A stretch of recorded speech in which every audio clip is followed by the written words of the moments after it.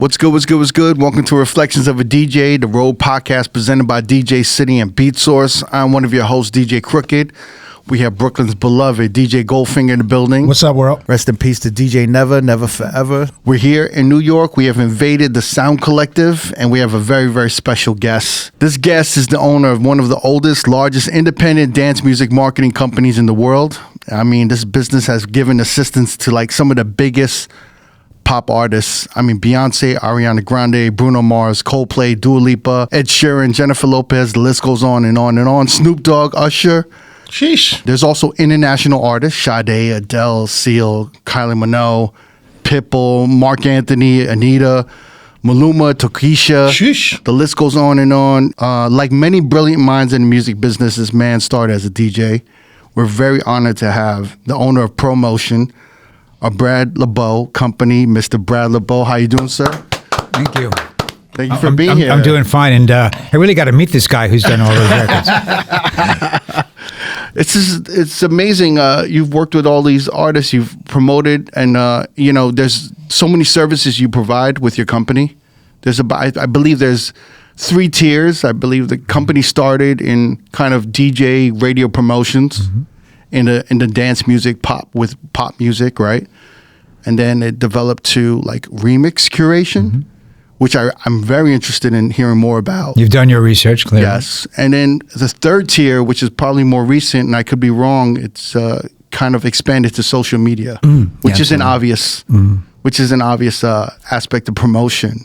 But when did you get all this started? And you started as a DJ. You're from New York.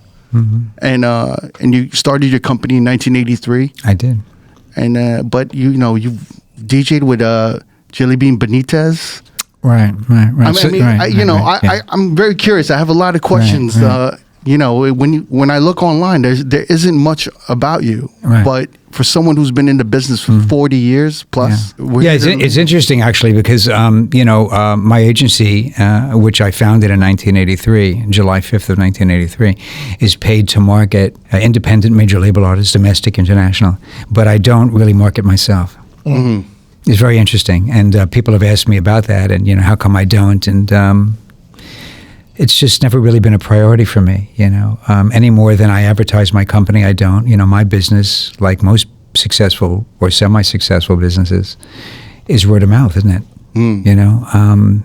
I think that every record that I do, every artist I do, every project I do could be my last if I don't keep my side of the street clean, which means not telling clients what I think they want to hear for the money, but telling them what I believe is my truth. Mm. And, life is about choices, isn't it? I mean, every choice leads to another choice. Every story has a story. Mm. How did your story begin? I was not raised to be in this business. My family, we did not discuss Brad being in the music business. My mom was an opera singer. My father was a jewelry designer, an artist. I'm Jewish, born on the Upper East Side, and I was going to medical school. Mm. Shocking, right? And when did the DJ stuff come? I remember coming home from school. I was maybe a junior in high school, and I said to my mom, this whole like college thing, I'm just not feeling it, And my mother, who ruled the house with an iron microphone, when my mother said jump, we said, while we're up here, can we get you something? She said, oh, so you don't want to go to college? I said, no, not really. And I only said that because I didn't test well at school and I didn't think I'd be accepted. So she said, because here are the schools we're applying to. Mm. And on the top was a school called Brandeis, which was a Jewish Ivy League that was built for Jews that were not allowed to go to Harvard or Yale many years ago. So, and that was like, for every Jewish family, so the cream of the crop, So I applied, I got in, and I went there, and I was pre-med for the first year. My mom passed away at the beginning of my sophomore year, and I remember calling my father from the payphone, and I said to my dad, I said, now that mommy's passed away, I'm really not feeling this program. Do you mind if I change my major? And my father told me something that changed my life. He said, as men, which is what you and I talked about before, who have to work more during our waking hours than anything else, the blessing is that you will love what you do for a living. Wow. So you do whatever it is you want to do. Interesting. Now, if my father had said to me at that time, stay in pre-med, I would have stayed in pre-med and probably would have failed out because I just wasn't prepared. I wasn't that guy. Right. Same conversation I said to my father, who was giving me $25 a week allowance, 1976. Can I have more money from an allowance? And he said, no. I said, what do you mean no? He said, look, I'm paying for your education, which back then for an Ivy League school was $12,000 a year. And he said, Grandpa bought you a car. You want more money? Get a job. I said, I'm a full-time student. He said, get a job on the weekends or at night. And that's how it started, because disco back in 1975 and 76 was everything. Right. Everything. And I used to go dancing in Boston, which was about 20 minutes out of the suburb from where my school was in Massachusetts, to these clubs. You know, we're talking about Casey and the Sunshine Band and the Village People, all those records. And I remember I'd be dancing at night with my girlfriend in my gabardine suit, no shirt, satin vest. Yeah, I was. Buttons open, I was that chest guy. hair. Yeah, exactly. I have no chest hair, but I listen. I was that guy. Okay, right? Okay. And I would remember I would watch like a guy like doing a thing with vinyl, like a thing. 45 records. He was playing 45s. Way too intimidated to go up and ask, and sometimes there was a woman playing or a guy playing, but I would not. So my father says to me, you want more money, go get a job. And I thought, I'm going to these clubs anyway on the weekend. I could do that. I couldn't do that. So I came back that summer from college. It was 1976, and there was a small club on the Upper East Side. I would go there and dance on the weekends with my girlfriend. And I remember going up to the DJ one night and saying, do you need a DJ? And he said, I actually do. Wow. I'm leaving. He said, are you a DJ? I said, of course. So he set me up for a Saturday night audition. I knew no idea what I was doing. I went home, I bought a couple of records and tried to, fudge it. I got the audition, I cleared the dance floor, I never got the job. I practiced that whole next year when I went back to school. Do you remember how many songs you played before you cleared the dance probably floor? 3. 3? 3. But we knew right away, Right. When your first mix sounds like sneakers in a dryer, not a good start. So I basically talked my way in and talked my way out of that job. But I went back to school in Boston, and I got a job playing records in a black club. And that taught me a lot, right? So what did it teach you specifically? It taught me a wide body of music that, records, club records are not predicated on a tempo, but predicated on a feel. You can move to a record that's down tempo if you love it, and not move to a record that's 130 Exactly. if you don't like it, right? So, and right away with music. You don't have to learn to like it. You either like it or don't. It's like food. You taste it, you like it, you don't. So I practiced that whole next year in Boston. I came back to New York, and I went back to the same club, and I got the job. And Brad had arrived. Yeah. Because I was getting paid $25 a night. And then it's the hype. 25 a night. Huh? What's the difference at the time between like a white club and a black club at the time, musically?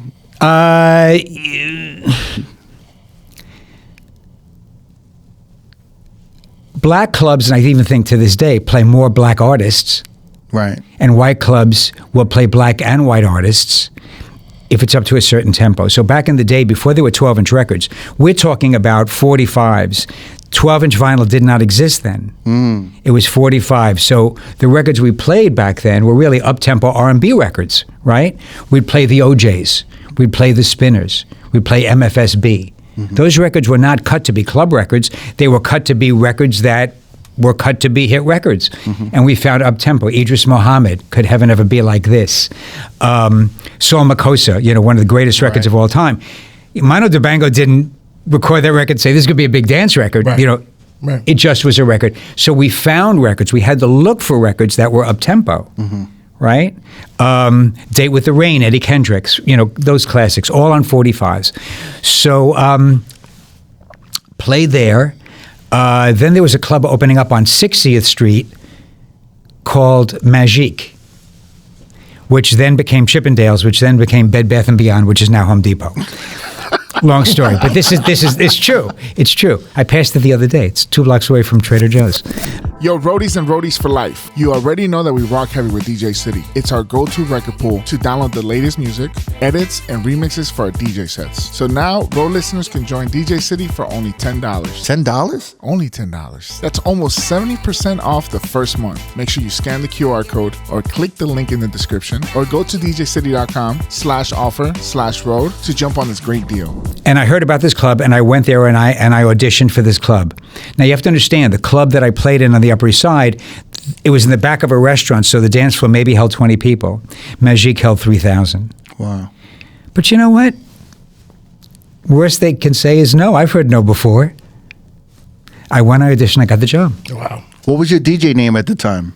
There was no, we had no DJ names then. Just Brett no, LeBeau. there were no DJ names. We had no opening DJs for us. We didn't play a 2-hour set.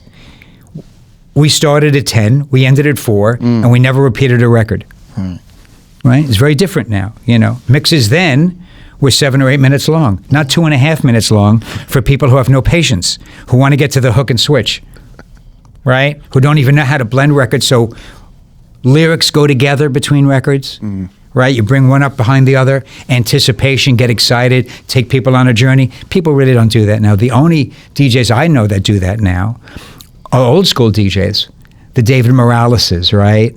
The Frankie Knuckles who passed, Peter Rauhofer who passed. You know, those are the legends. And I'm not saying that DJs today are bad. I'm just saying it's different. So I learned from, you know, when you beat match, you hold those records together for at least 30 to 60 seconds. You want that record coming up behind so people get Anticipation. it's everything, right? Anticipation is life, isn't it? Right? So playing at Magique probably for about a year. And then I realized that I'm very uncomfortable playing records, sober. I'm very nervous. Very, very nervous, very intimidated. You know, this has been a common thing that we've heard from DJs that we... Yeah, even Mark Ronson, you know, has almost a crippling performance anxiety. Yes, I have crippling performance anxiety. So I found alcohol. Right. Not just alcohol, probably. But. Well, it's funny you should mention that. You've done your research. So alcohol was a sedative, right? Right. It was a sedative. But it sort of brings you down a little bit, you know, a little tired. So then I found cocaine. Yeah, so how does it work where you drinking alcohol when everybody's up and you're drinking alcohol and you're coming Well, down? just remember, I'm not drinking alcohol because I like the taste of alcohol. I'm drinking alcohol because I like the effect. Oh, okay. And the effect is it calms Brad down. Wow. But you know what? When you drink more than you should, now you need to be brought back up.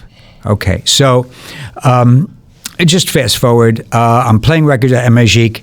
I knew Jelly Bean because I was also working for a magazine at the time that was involved in the disco business, and I met, you know, the bigger DJs at the time, and he and I got friendly, and he used to tell me how many test pressings he got from record labels, you know, and he said he's leaving Xenon, which was the biggest competitor to Studio 54, is on 43rd Street. Wow. It's now the Stephen Sondheim Theater, I believe. And because he knew me, would I like to audition for the Wednesday and Saturday slot? What did I say? Yeah, you know, thinking I'll never get the job. I auditioned, I got the job. Wow. And this was 1982, maybe 82, and my anxiety then was off the chart. It was extremely difficult. What was the capacity at that club? About 3,000. 3,000. Wow. Oh yeah. And you know, they had all the theatrical drops they would pull just like studio. They had their own versions. They had huge pinball machines that dropped blasts of confetti and every night, and it was crazy. And so what I figured I could do, and I did this for, you know, quite some time, is I would go into the club. I'd go to the right. There was a bar on the right, and I would say to the bartender, please make me a Greyhound, which is vodka and grapefruit juice, because I never liked the taste of alcohol, but I love the effect. And I said, and keep them coming all night. And the DJ booth was upstairs, and, you know, for a guy who was shy intrinsically, as I am now, I was shy. And I think a lot of DJs are shy. That's why they play in the dark and they're unapproachable. Right? Well, DJs used to be. I feel like they were all introverts a little bit. Right, and I definitely was. I was raised as an introvert. I'm an only child, introverted, whatever. put a couple of cocktails in me, and I'm Right. good. I'm a whole different guy. Liquid courage. Yeah, that's right. That's exactly what it is. Liquid courage, social lubricant. And they would do that and keep it coming all night. Now, somebody would want to come up and have a certain record played. You come up to the DJ booth and you'd want to, get a record played. You give me a couple of bumps of cocaine, whatever. We're good. We're good, right? We're good. I go into the club one night. It was a Wednesday night. I'll never forget this. I say to the bartender, "If you can make me a Greyhound, just send it up to the booth." And he said, "No." I said, "No." I said, "No. Do you know who I am?" He said, "Yeah, your name is Brad, right?" I said, "That's correct." "You know what I do for this club?" He said, "You're the DJ, right?" I said, "That's correct." He said, "Brad, let me tell you how I know who you are." He said, 30 minutes before you came to the club tonight, the manager had a meeting, and it was about you, Brad. Every bartender, barback, waiter, and waitress, busboy was told the first person who serves Brad one drink will be fired on the spot. Sheesh. Do you know how much you have to drink at a club that makes their living selling alcohol not to have alcohol? And that was the first time in my life that I realized people knew that I had a problem. Wow. I knew I had a problem before, but you know what? You want me to perform, and I can't perform like this. I need to do what I have to do to be able to perform for you.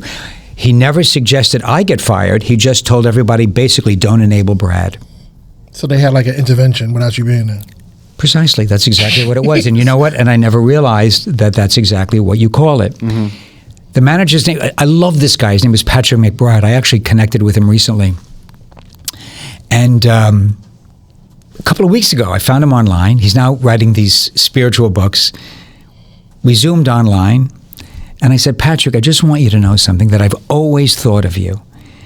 I've always held you very close to my heart." He said, "Why?" I said, "Because of the meeting you had about me, and you never told me." Wow. And I said, "Why didn't you ever tell me? Why didn't you ever fire me?" He said, "Because you did great and you were a good guy, Brad."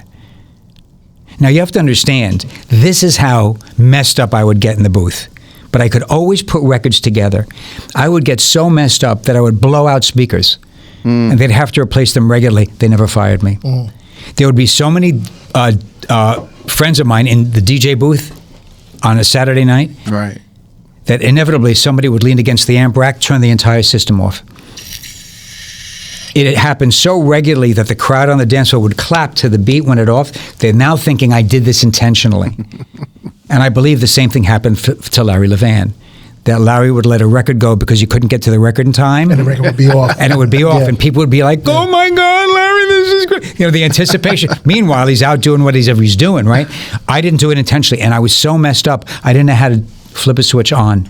Damn. But I could put two records together. Right. It's almost like Idiot Savant, right? Anyway, So you were going a little out of control. Yeah, a little bit. Little bit. But you weren't like going crazy with the staff. You weren't rude to anybody. No, I was not. No, I was Right. not. No, I was not. But what I would do is I'd put a long record on, because back in the day, those records could be 7, 8, 9 minutes long. Yeah. I'd run down to the coat check, buy extra cocaine, do a couple of hits in the bathroom, come back up, record still playing. Wow. When you do cocaine, you are 6'6", you're the best looking guy in the room. I'm the greatest. So it's an invincibility type of Yes, I became the man I always wanted to be, until it turned in on me, and my life became my life became unmanageable. And I remember, so after the club would close at 4 or 5 in the morning, we'd go downstairs to the tech room. We'd all do a couple of bumps. Then we'd go out to clubs. Crisco Disco, Funhouse with Jelly Bean, that would go on 5 or 6 in the morning, right? Wow. And I remember taking a cab home, schlepping all my vinyl. I mean, it was only vinyl then, right? And going through Central Park and seeing all these runners with the dogs and the newspaper in their mouth, and I would say, "These guys are losers. Look at me." As I go home and I have a sheet on my window to keep the sun out. Right? So that was my life. What I also remembered during that time was these promoters, these record promoters. When I went to Xenon, they all found my name. We didn't have cell phones then. It was all landlines. They'd call me, "Brad, can you put me on the guest list? And we want to bring you records." And I would say, what do you mean? Yeah, we want to bring you records so you can play them. I said, do I have to pay for the records? How does it? No, we give them to you for free. I said, but I can't play them at night. That night, they said, why? I said, well, I have to listen to them. If I don't like them, I'm not playing them. Which apparently you didn't tell record people like that because they were whatever. And some of the guys that were interns at the time would bring me records, and they run the record business today. I won't mention their names. It's not important. But it's we all sort of came up together. Yeah, and we did stuff. And you can name a couple of names. I'm curious to know. I'll tell you after the podcast. But I remember, no matter how messed up I was, I remember these guys and gals would come to me with these records and try to cajole me into playing the records. There are like 1,000 people on the dance floor. No, I'm not. And I remember thinking, you know what? You can mention one of two. I could probably do that. I could probably promote records that I loved, because I would be speaking to people like me. When you walk a mile in somebody's shoes, you can connect. And I said, maybe I should try that. But it's also, you knew you had an ear. You knew this was a hit. You knew this would work. I knew what I thought was a hit. Right. It doesn't mean you're going to like it. But I was, if I'm playing records and they're dancing to them, I sort of have a beat on what's going on, right? And so I opened the company in 1983 after I worked with a couple of other independent promotion companies. Right. Was that Nicole Simone? So Nicole actually was somebody that I went to high school with. She was a class older than me. She ran this disco magazine business back in the 70s that the DJ, who first didn't hire me, ultimately hired me, said, I know someone who went to your school. She's in the disco magazine business. Would you like to meet her? And I said, yeah, sure, right? So explain this disco magazine. What is the importance of this? Because Okay, so before your cell phone, we used to read like paper magazines, There was Billboard, which still exists, doesn't print often. There was Record World, there was Cashbox, then there was a magazine I used to write for called Discoteca. They lasted several years because disco only lasted several years. Disco only lasted 3 years, People think it lasted forever. 76, 79. Yeah, Studio 54 was only open 33 months. Right. But we've held this format of music up on a pedestal, almost like a Marilyn Monroe who died early or a James Dean who died early. So disco is this capsule. Yes, and it's become this romanticized a little bit, right? Yes, so much so that it comes around every 7 years. Look at it now. It's back. It's in a major way. Right. And you know who brought it back? Nile Rodgers, when he collaborated with Daft Punk on Get Lucky. Yeah. The teaser of that was just a guitar riff, and I knew exactly what it was. I said, it's Nile Rodgers from Chic, and it was. Nile's career at that point was not nearly as big as it is now, and not nearly as big as it was back in the 70s when he did, these greatest records, right? And it put him back on the map in a huge way, and it put the format back. And then, of course, Doja Cat with her first single, and Dua Lipa with Future Nostalgia. These are all number one projects. These kids, I'm 68, kids, had no idea what disco was back in the day. Right? And I've always loved that format of music because disco was a happy time. There really wasn't social messages in the records. The lyrics were not particularly deep. We had a lot of fun. We did a lot of drugs. We drank a lot of alcohol, had a lot of sex. All the stuff you hear about is all true. So disco, we're talking about it now. To you, when you guys think about it, is it the birth of dance music? Yes, it is. It's why it's so prevalent now, because it's kind of the base formula for almost all the dance music we still hear to this day, to a certain degree. Okay, so to be, completely clear, people have danced to music way before disco. Right, of right. Course. My grandparents danced to ballroom, or they did the jitterbug, or people have danced throughout time. Back in Africa, I mean, thousands and thousands of years. What disco was, by the way, which was brought here from Europe, it was not invented here. It came from France, and it came primarily from the gay community that ushered it into the States. Right. Gay community always fashion forward, very forward in arts. They brought it in. The first music that was heard in that format were gay clubs in New York, and gay clubs around the country, but particularly New York because it was New York. It was only after Casablanca signed a record when they were Oasis Records, pre-Casablanca, that they found out of Germany called Love to Love You Baby. Hey, yo, what's good, what's good, what's good? This is the R.O.A.D podcast, Reflections of a DJ. We're here in New York City, and we have invaded the Sound Collective. Now, I want to explain what the Sound Collective is. I got my man Lefty from the Sound Collective here. Lefty, thank you for having us and hosting this beautiful studio for us. Exactly what is the Sound Collective here in New York? Modern, state-of-the-art facility with tons of production gear. And one side of it is you can be a member and you can come here and pay monthly to use the rooms and the gear and sign out time and our space. We have a state-of-the-art studio. We have all these production stations, DJ stations, instrument practicing rooms and such like that. And you also teach. You have classes and sessions, right? We have intensive programs, short-term programs that people can come and take Saturday classes on DJing, production. There's kind of a community building within where there's DJs, producers, musicians. Up and coming producers, people honing their craft and learning, and DJs and all these things. And they come here and practice, and we have all the new gear, so they come to check that out and get familiar. And a lot of DJs will come in from out of town and be like, let me get a day pass so I can just get a refresh on the 3000s and the V10. And what's great is that a lot of our guests, everyone from Clark Kent to the technician to Camilo, they come in here and they're just holy shit. You want to play with all the gear, man? Yeah. I didn't even realize this, but you guys have studio spaces where people can do live streams and they can do their Twitch streams. Yep. We got a whole green screen set up already, multicam, full on switcher. We also do a lot of events here. We're bringing a lot of outside talent, organizations. We got a big event coming up with DJ City, Beat Source, and Serato. That's part of our family. Yeah. We did a big one last year with them. We got another one coming up. For our listeners, is there any way we could hook them up with a deal, or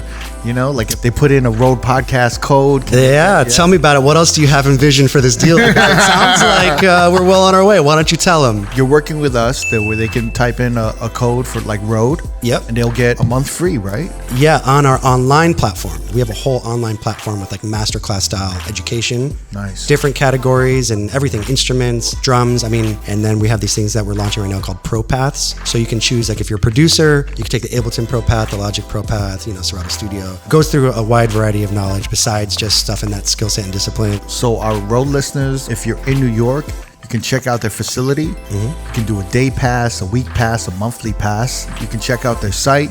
You have access to all the education online. Soundcollective.com. We also have a YouTube channel that has some of our content from the educational courses, and all of our events are live streamed and put up there. I hope we can come back here and use your facilities again. Looking forward to it. Shout out to Lefty and the Sound Collective. Thank you so much. They were virtually on the edge of going out of business. Somebody turned Neil Bogart onto this record by a woman by the name of Donna Summer, who recorded the record in Germany, although she's American. But she was on a theatrical tour in Europe. I want to say Jesus Christ Superstar, don't quote me. It may have been, maybe not. A producer found her, and he cut this record called Love to Love You Baby, which at the time was very controversial because it emanated the sounds of a woman having an orgasm. The record also was ridiculously long, but it did incredibly well in Europe. This company, Oasis Records, which ultimately became Casablanca Records, the logo on the label was palm trees, took a shot and they signed it. And American radio took it on, changed everything. One record changed everything, right? You had Regines in France. That was a big French club. A discotheque is a French word, right? A disco is a short version of that. Right. It's a place where you play records, discos, discotheque. And that changed everything. And with Casablanca signing Donna Summer, then they signed Kiss, which was really sort of a rock and roll band, but they cut dance records. Then they signed the Village People. Then you had Casey and the Sunshine Band on TK Records out of Florida. And all of a sudden, every radio station wanted to be involved. But typically American, something hits, we'll destroy it in a couple of years. Everybody jumps in. It's basically everybody's bum rushing it, right? And they kill it. All right, don't you believe, this is just my opinion of it, do you believe that the R&B of that time that was up-tempo led to the disco craze? Absolutely, right. As I said before, we didn't have disco records, but people in the 70s wanted to dance up tempo songs. Right. So we found Right. up tempo. Right. You know, we had some up tempo rock records. We had some up tempo R&B records, particularly R&B records, right? Because really, house music today, if you fast forward, really is the heartbeat. Right. It's about 126. It's a heartbeat, right? Same thing with Philly International. Same thing with a lot of these soul records that were up tempo. That are still being played today, you know. Yeah, because a lot of those soul records, like the MFSB, were before the disco craze. Yes, absolutely. And they were kind of like the basis. That's right. That's Larry Levan, right? Larry Levan would play those records. That's right. They were very soulful records, usually female vocalists. You didn't hear a lot of male vocalists, right? But they're usually female. And to this day, That's the formula. it's really the formula. Because Right. house music, to me, really, if you fast forward, is gospel music. If you think about it, Very organ, much so. right? Organ. Very much Going so. to a church is organ, right? Even the preacher on a pulpit is the DJ, a conductor. A lot of chants. A lot of chance, you know, call and response. Yes. Right? Right. A lot of it, right? And crowd gets crazy, right? Right. Amazing. So, so, you know, so I would play records. I would go to, you know, afterward, we'd go to the garage, we'd go to studio. Then there was New York, New York. There was Infinity. There was the Gallery. You know, all those places are, you know, they're gone now, but the memories are tremendous. I want to talk more about this I process. got to go. I don't have time. Okay. I'm way too important. I do want to talk more about this process. Okay. But I'm very curious to know what led to working at this magazine, kind of dabbling in record promo, and then getting fired. I mean, you were interested in promoting records. You were working for labels, but you were getting fired from numerous labels, right? And agencies. No. I've never been fired from a record company. Okay. I was fired from a hardware store. I was fired from my first DJ gig. I was fired from my first independent promotion job from another company. Okay. Because nobody taught me how to do it. And But this is I never like quit. I just thought, you know what? I know good records. I still call them records, by the way. I just feel it. You know, I feel it. Because I have an addictive personality, if I like a record, and thank God for Spotify, right? I'll listen to it 100 times in a row. Right. Over and over and over again. If I don't like it, I can't get through half of it. I will never listen again. I just won't. So, like you know, you seem to want to intellectualize it, which is great. No, I don't. I just don't know how to do that. No. I just want to see what journey led you to what next, because it's kind of like I started my company. You worked at this magazine, but then what led to the company getting started? For you as a DJ who was at the top of his game. No, I was not. You weren't Okay, at the top of your let me game? be clear. Okay. I wasn't like the man. I wasn't like Jelly Bean, or I wasn't like a Larry Levan. I wasn't. Okay. I wasn't, I think, to the business, and I certainly wasn't to Brad, because I'm still counting the pay stubs because I'm going to get fired, right? And I had, I suffered from this crippling anxiety. Could I have risen in the ranks if I did it sober? Probably, but I couldn't do it sober. I didn't even think about doing it sober.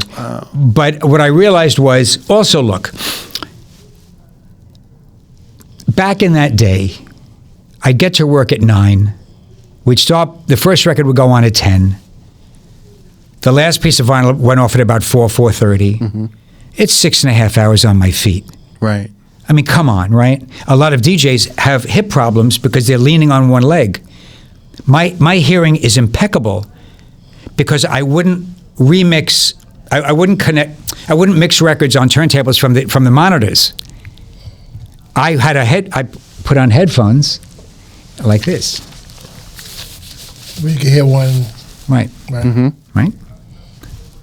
Only from here. So I didn't use the monitors as headphones. I used headphones, one Sennheiser headphone, very light, one behind the ear, and my hearing now is excellent when it really shouldn't be, because I would walk into DJ booths to this day and it's out of control. But everybody finds their own way. So Right. I was not that guy. So you kind of saw like, oh, Water seek its own level, I got to find something because I'm like, I just want to be in the business. Right? Yeah. I just want to be in the record business. Got it. And I just want to be around records, good records. Well, I was raised, my family, although we didn't talk about Brad being in the entertainment business, most people, I'm sure, like both of you gentlemen, knew early in life that you there's something about you want to do this, you want to be involved in this. That was not my story.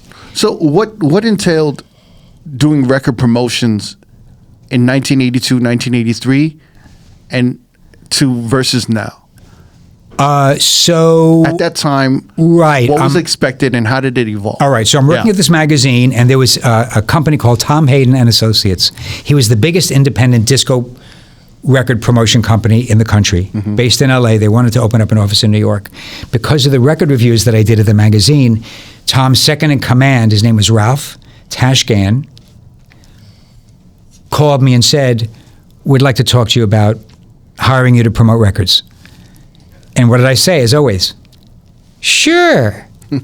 I knew nothing about promoting records.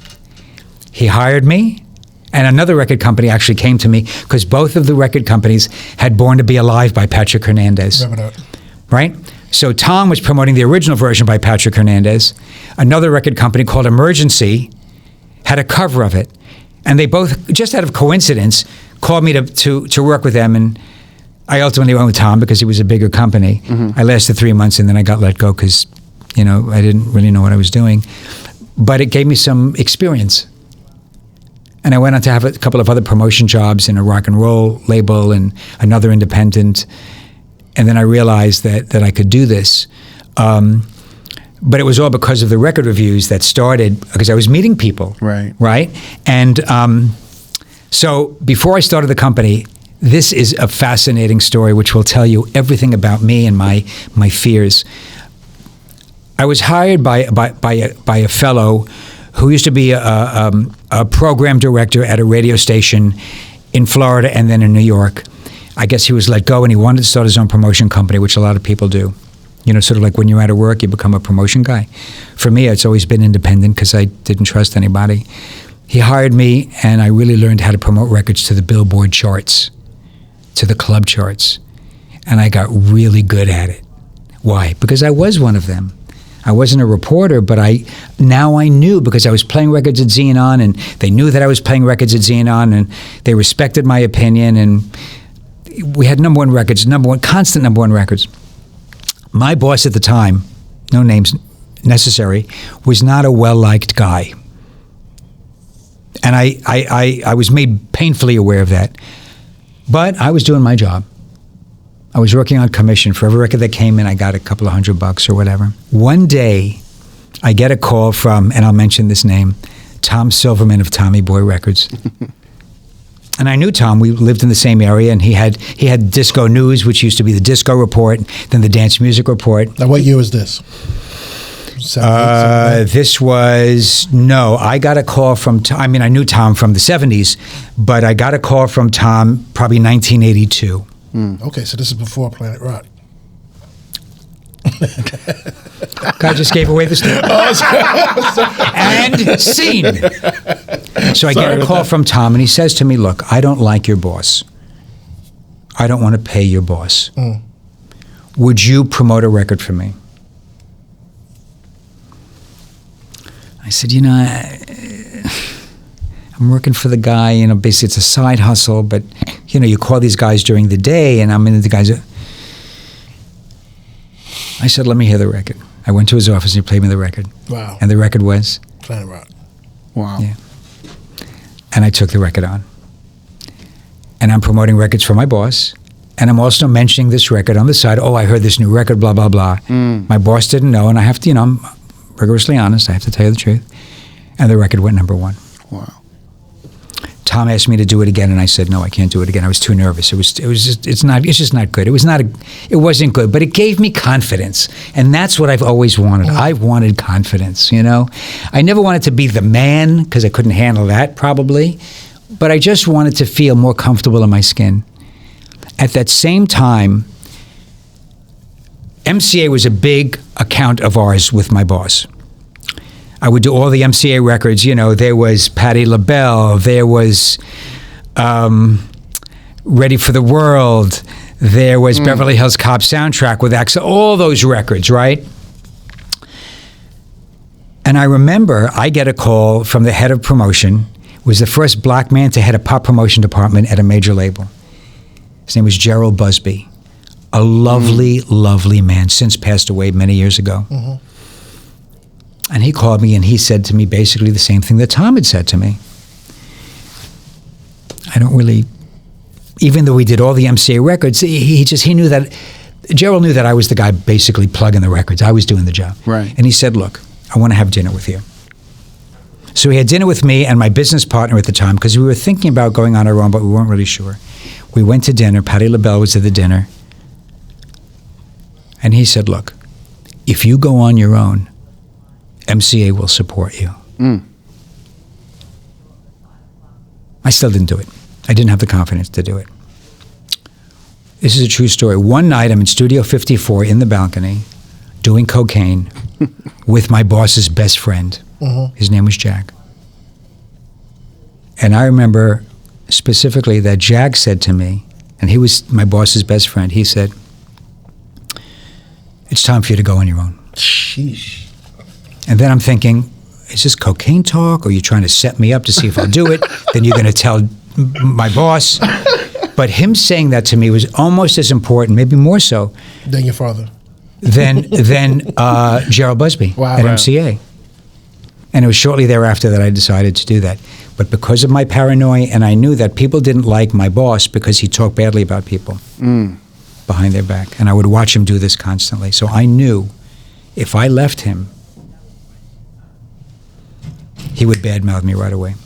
And promotion was born. So this is what I did. Wow. For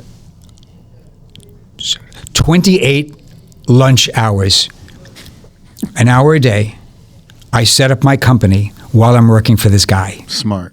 Yeah. Well, paranoid, but smart. It's good to be paranoid. Yeah. Sometimes it is. Yeah. As my father used to say, just because you're paranoid doesn't mean people aren't watching, right? So one day I rent office space. Next day I go and get the name of my company registered. Next day I get business cards. Next day I watch the rugs come in. I watched rented furniture come in. I couldn't afford furniture then. All during an hour each day. The office was 4 blocks away from where I was working with this guy. It's now, and I set up a hard stop, drop dead date that I had to leave, because that year on July 5th was the New Music Seminar, and I wanted that to be my come out moment. And it was on a Monday. It started on a Monday or Sunday at the Hilton, same place as the disco conventions, years before. So the final Friday rolls around, where I know I'm leaving. But if I quit, I know this guy's going to lambaste me. He's going to call everybody he knows, blah, blah, blah, blah, blah, blah, Brad is this, blah, blah, blah. But I figure if I ask him for more money and I know what he could afford, then it's his decision. Right. Right? I remember we go down after work, we have a piece of pizza, and I say, Jim, I really need more money. I've been working with you for so-and-so, blah, blah, blah, blah. I don't know what to say. He said, what do you want? I told him what I want. I knew he couldn't afford it. He said, I can't afford it. I said, well, then you'll have to understand that I need to, That's smart. do what I have to do. That's great. You keep the relationship. Well, you'd think so. That my intention was to keep it clean, right? Or as clean as I could. Now, if I really kept it clean, I would have given him 2 weeks notice. But I knew that 2 weeks, no. I, with a guy like that, you just can't. You're setting us up for, might as well fucking hang yourself. I leave on a Friday night. By the time I get home, my phone's ringing from people that he had called to say that he had fired me. I knew it. But you got the seminar coming up. But about a week before that, I sat with a publicist in that end of the business. Her name was Stephanie Shepard. And we weren't particularly close, but I didn't tell anybody in the music business about this. I told my dad, my business partner that I brought with me. And I said to Stephanie, can we have a coffee around the corner? And we did. And I said, look, and I'm not a guy who works the press. I don't do it. I mean, even this, I don't, it's not, because you see, I don't do press. It's not about me, right? But I said to her, look, what I'm about to tell you, nobody knows, right? But I'm going on my own. And it's going to happen on Monday. of the New Music Seminar. So I said, if you could be kind enough maybe to write something. If you can't, I understand. I get it. I remember when people wanted me to review records. I get it. And I just left it at that. So last day with Jim is Friday. Saturday, Sunday, he's ripping me, a new one with everybody he's talking to. Sunday's the first day of the New Music Seminar. And that year, in everybody's registration bag was a copy of this magazine. And Brad starting his own company, and the name of the company was on the front page of the magazine. Wow. That's She great. looked out. Wow, That's great. So anybody who was told that I was fired or I was a bad guy and that's why I was fired, you really can't believe it because it's a 48-hour turnover. It's pretty fast turnover, right? And and for me, because of my fear and the paranoia and the anxiety, my contingency plan has 2 contingency plans. Right. And it is that way to this day. And, I talk about anxiety because I've learned how to turn the fear into fuel. What's good, everyone? This is Neek from Reflections of a DJ, the R.O.A.D podcast. Whether you're just discovering the R.O.A.D podcast or a day one listener, if you've been loving the content or want more, here's your chance to support the pod. Get closer to the action and unlock exclusive content by joining our Patreon. This is for loyal listeners who want early access to new episodes 3 or 4 weeks ahead, your name in the credits of every video episode, and access to our exclusive R.O.A.D edit packs. Now, for the hardcore supporters, we've got our Tier 2 R.O.A.D for Life subscription for just $10 a month. This is an all-in package. You'll get everything from Tier 1 plus a monthly bonus episode, early access to our R.O.A.D 10 and R.O.A.D Talk interviews, behind-the-scenes content, our In the Crate series, along with exclusive unreleased content. This is your chance to support the podcast and get more of what you love. Join the family today at patreon.com/R.O.A.D podcast. Check the link in our descriptions. We appreciate you. Let's keep this journey going. I'm not that guy who's paralyzed under the covers with a tuna fish sandwich. I'm not that guy. But I'm the guy who uses that fear and it drives me. I run into it. I don't run away from it. And that works for me. Right. It doesn't work for some people. But I've been riddled with it all my life. I will go to the grave with it. I think if you're smart, anxiety could be a propellant or a repellent, right? And I have just been, look, my story is my story. And, I'm very proactive about talking about my fears. If I ever got out of the music business, I'd love to go into the fear business. This is not a joke, gentlemen. This is because this society is riddled with it. I recently learned about an expression called the Sunday Scaries. Do you know what they are? Have you heard about them? No. People who are petrified on Sunday about going to work on Monday. Oh, okay. I had that when I was in school when I was 7. Right. And it came back when I did cocaine. They're fearing what's going to happen on Monday. 75% of the American public has it. Right? Wow. That's a lot, right? You guys probably don't have it because you love what you do and you to a larger or lesser extent, you're self-employed, right? Okay. I had it. People in athletics have come out and talked about it. People in the arts have come out and talked about it. Interesting. People in all walks of life, but people in the music business don't talk about it. Why?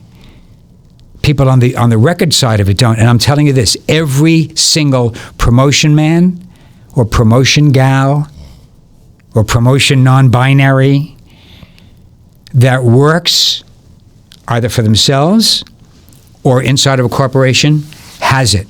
Do you think because they're working for a corporation, you think? Well, because they're frightened of not achieving. And you know what happens when you don't achieve, right? You get the hook. And if anybody in the music business hears this podcast, they're probably not going to like what I'm going to say when it comes to major labels. But I told you that's who I am. The record business, specifically record companies, use that fear to keep people in their place, to constantly excel. And get records played and get them charted and get them streamed and get them sold, right? Because if you don't, if that record doesn't go to so-and-so, you'll be replaced by somebody half your age and we pay less money. And usually they're the first ones to go. When Of course. The older you get, the more you're getting paid, the larger the target is on your back. That was my biggest fear, that when I become a certain age and my boss, for whatever reason, doesn't have a nice day, was not getting laid, or didn't have something with their wife or their husband, they're going to take it on me and I'm going to get fired. That's not happening because my contingency plan has two. I'm not confident enough maybe to know that I could be the biggest DJ or the best promotion. I don't know what it is, but all I know is I don't have to answer to the man, but I do have to answer to many little men. They're all my clients, any of whom could let me go, any of whom I could let go. Now the playing field is level. And when the playing field is level, I'm not frightened. Fear is fucked. It's fucked. They say love is powerful, and it is. But fear will level love in a heartbeat. Fear is kryptonite. Love is Superman. Fear will stop you from doing things you want to do. It stopped me from doing things I want to do. Interesting. Right? We all want to do, well, I'll get around to it. Maybe I'll procrastinate. Maybe I'll put it off. Because what happens if it doesn't work out? Oh, I don't know. Right? Mm-hmm. That's my life. Wow. So the record business, and I'm sure other businesses, I just don't know other businesses, I know our business, uses this as a carrot. You're constantly reaching for the brass ring. And believe me, I've had more number one records in my field than any other person in this business, in my specific area. And the numbers come in on Friday, and on Monday you start again. And you're on the hamster wheel, and you're on the hamster wheel, and you're hamster, and then COVID hits. And my charts were Billboard dance charts, club charts, DJs who play in clubs, right? COVID hits. Nobody's playing. Clubs are stopped. Yeah. DJs are not being employed. Everybody's sitting home wondering what they're going to wear to the kitchen, right? And my business shut down, and everybody in my business panicked. But I didn't. And you'd think that I would because of the fear. I didn't. And I remember saying to my assistant at the time, I said about a month before, I said, you know what? I really need a break. I need a month off. Be careful what you wish for, right? Right. COVID hits. We end up with the number one record on the last Billboard dance chart of its history. It was a remix we did for Diana Ross' Love Hangover. Right. And the business shuts down. And then I realized, you know what? I think I'm going to use that time to do things that Brad wants to do for Brad, not things that Brad has to do for his clients, all of which I'm grateful for. But now people were calling me and saying, what are you doing? I said, I'm basically boxing in the dark. COVID hits. I won't take public transportation. I ride my bicycle from the Upper East Side to my office. It's a townhouse that we own in Harlem. I bicycle every day through the park. I see the horses running on the left and the white tents housing dead people from COVID on the right. But when I get to my building and I shut the door, everything's normal. Right? It's normal. My staff is working remotely. It's normal. A week becomes a month becomes 6 months, 6 months become a year becomes 2 years. And I sit down and I start to write a script for a documentary that I've wanted to write for 10 years.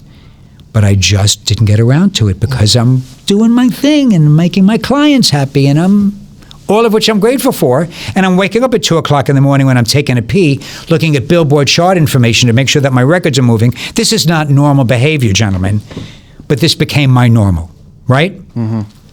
Everything shuts down. I'm not looking at Billboard numbers anymore because Billboard, that chart becomes obsolete.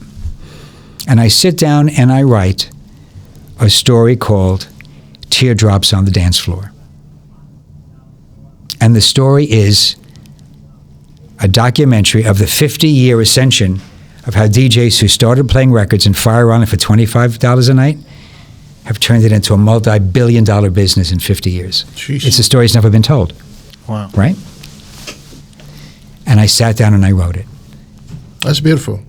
Because of COVID. Because Brad got out of that business, now Brad goes into the Brad business. Things that I want to do for myself. I certainly had the time, right? What am I going to do? Sitting around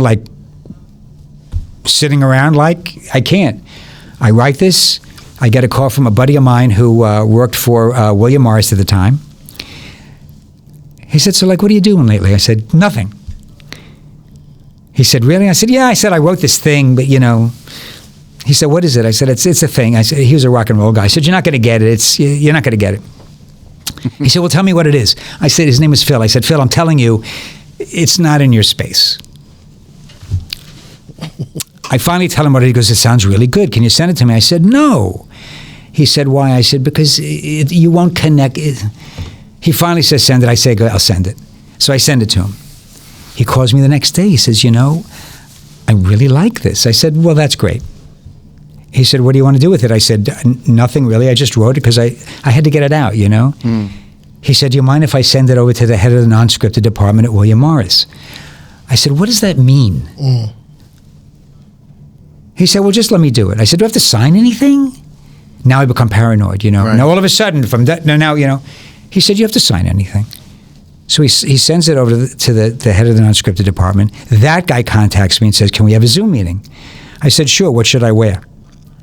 I didn't even know what to wear on a Zoom meeting. I never had a Zoom meeting. Before COVID, by the way, Zoom almost went out of business, you know? Yeah. So he says, like, wear whatever. So I get on, I talk to the head of Not Scripted, and I realize he's not one of us, but he sort of like loves the idea. He said, we represent a couple of film companies who specialize in music. We'd like to pitch it out and maybe sign you. I said, sign me? I'm not a writer. He goes, this is, Brad, it's really good. I said, no, I'm not in it. I'm not in it's just the story. It's the real story, right? 70s to current. $25 a night, festivals, right? Calvin Harris, $75 million a year. Aoki, $100 million a year. It's the whole story. By decade, right? Disco, Right. to new wave, to freestyle, which becomes hip hop and rap, which becomes house, which becomes EDM, back to, it's the whole, it's the timeline. I said, okay, do I have to sign anything? He said, no. I said, okay. So two companies get back and they interview me, they pitch me, they want me to sign with them. So we select one of them. And from what I understand now, it's in development, so. Wow. That's So amazing. what did COVID do for me? You know, it calmed me down, right? I was able to take a pee and go back to sleep, not get nervous about a record that wasn't going to chart. And if it doesn't chart, I'm going to get fired. If I'm going to get fired, I'll go out of business. If I go out of business, I'll be sleeping underneath the Brooklyn Bridge in a cardboard box. That's where I go 2 o'clock in the morning. You know, we all have these 2 o'clock in the morning moments. Most of them are not like the night before Christmas where you can't wait to open up. You know, it's like people talk about aha moments. I have uh-oh moments, you know. And so things are different now. And Is your approach to work different after 2020? yeah. Oh, yes. Oh, yeah. Yeah, very, very different. I want to ask you about this because your formula for promotion, record promotions, was release one new song every week on a Friday. At right? noon, exactly. Friday. At noon, 12 p.m. Eastern Standard New York time. Yes. 52 records a year. Yes, correct. And Only 52, yeah. Only 52. Only 52. And you need what, like 3 months ahead of time to work on each record, or has that changed now? It's different now, probably. So right? you figure this: from the time you get solicited to do or get involved with the project, right? You listen to the music, and you know that's a week or so.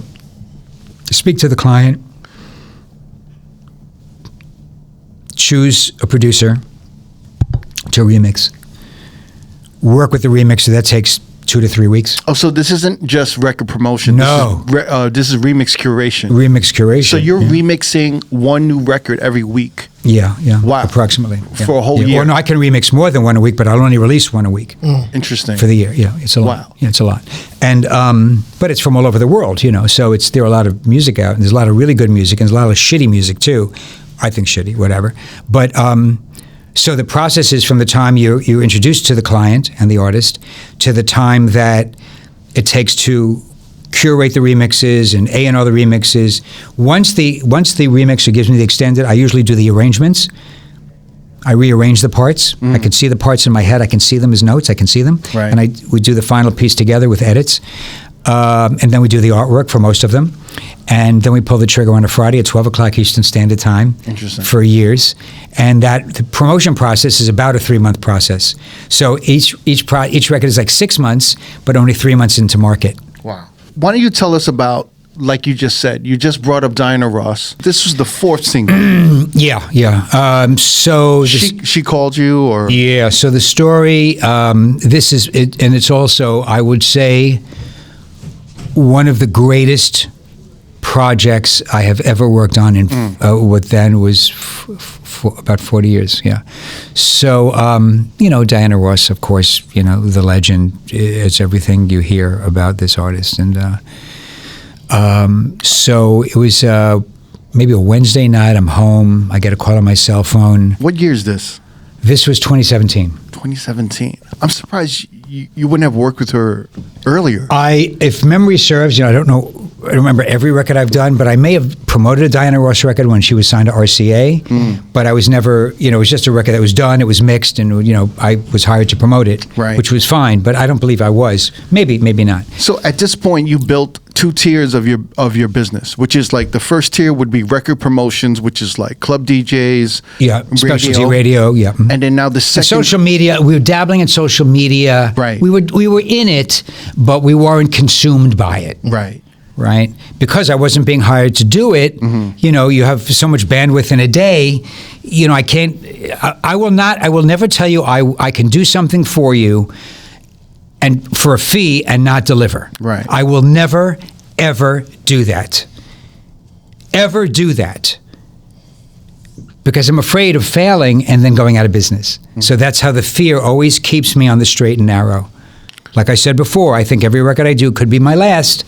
So I pay attention. So the second tier of remixing, I'll tell you how that started. Okay, right. Then this is a good story. As we go into the Diana Ross, Yeah. Okay. So so for years when I didn't have my company, but I was promoting records for other people, it was finished vinyl. 12-inch vinyl, mixes were done, labeled in the 12-inch sleeves. How it was. I'd sticker every sleeve with. I had a square sticker. I branded everything with fluorescent sticker with my company name. It said artist : you fill in the name of the artist if you want to write it in your stack.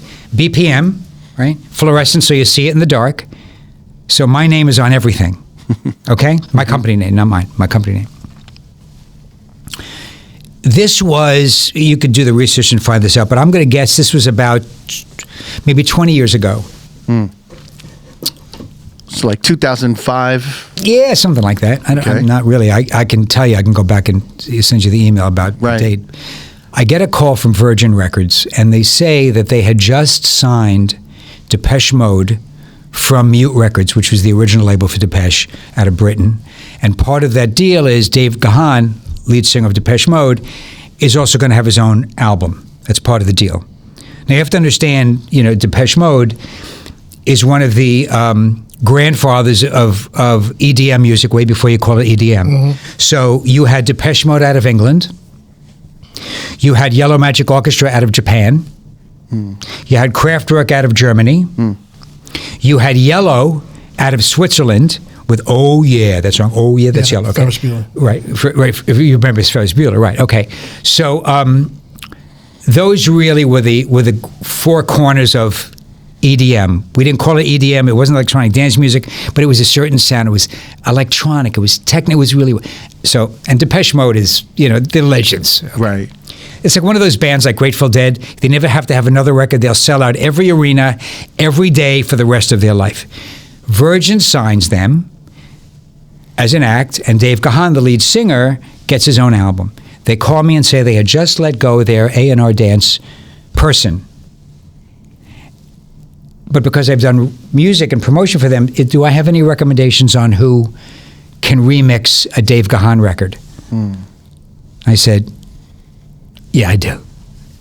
I don't think the phone was off. I was in their office already. And I was meeting with the people, I think management or whatever at Virgin Records. And we decided that the best way to do this, instead of me recommending a remixer and them contacting the remix, which is what I used to do just to make sure I got the promotion account, give me the budget, I will take care of this. I will find the remixer, I will get the remixes done, I will A&R the whole thing, and then of course I'll promote it for you. My pleasure. And I did that. What planted the seed in your head to instantly want to get on this? Well, they asked me. They asked me to do it. Again, I'm not a guy who comes up with new ideas on a regular basis, but I see a hole in the market and I jump in. People think I'm this very progressive guy. I'm always ahead of I'm not that guy. I'm not. I'll tell you I'm not. But if I see a moment and I see there's a space, and it's an obvious space, and I have some history in that space, but maybe in a different area, I'll give it a shot. I'm surprised you weren't overwhelmed with fear, or you know. No, that's the funny thing. That's the funny thing. I never thought twice about it. But remember, I'm now promoting records for 20 years at this time. Right. You know, and I know what remixes work. I know what records work. I know what sounds work. I know what looks. Who did you get? So it's not like I'm coming in from like being a zookeeper, you know, except the record business is somewhat of a zoo. But so I've had experience in areas, although I'm not the guy to pay you to do this for me. Gotcha.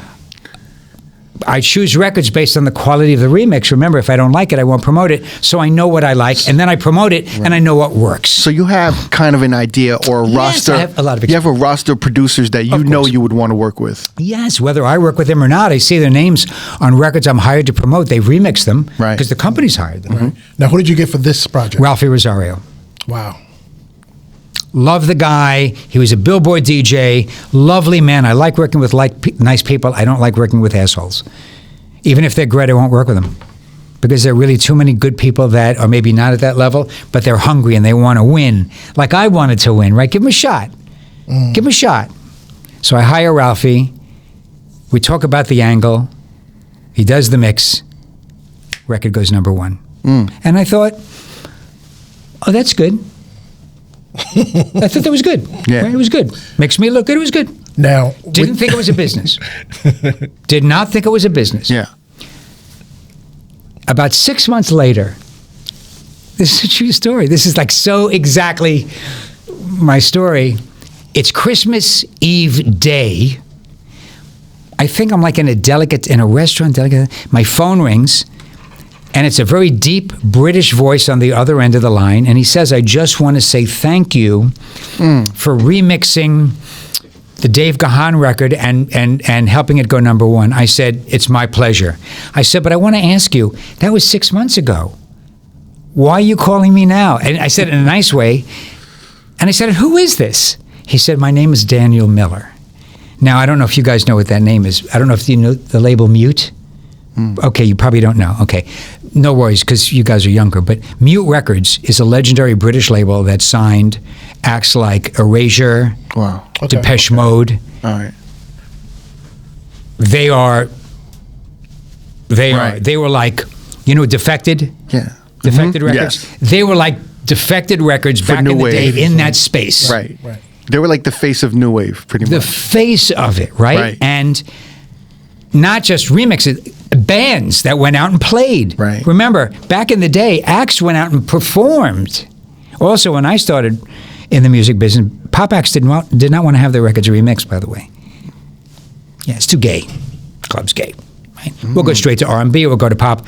Unless, of course, those formats passed, then they came to us. Interesting. That's the way it was. Now, of course, every superstar, you know, remixed. So I didn't create that. I was there. Okay. Right. He says, my name was, I said, Daniel Miller of Mute. He goes, yes. I said, sir, you know, thank you. It's my pleasure, you know, whatever I can do to help. He goes, well, would you be interested in executive producing the Depeche Mode Greatest Hits package? Wow. I said, don't fucking call me. It's Christmas Eve. No, I didn't say that. I didn't say that. I said, I would be honored. I would be honored, of course. Wow. Again, just thinking, it's a one-off, you know, one thing leads to the next. Nice, you know. Attaboy, Brad. I did good, you know. I get a pat on the back. Okay.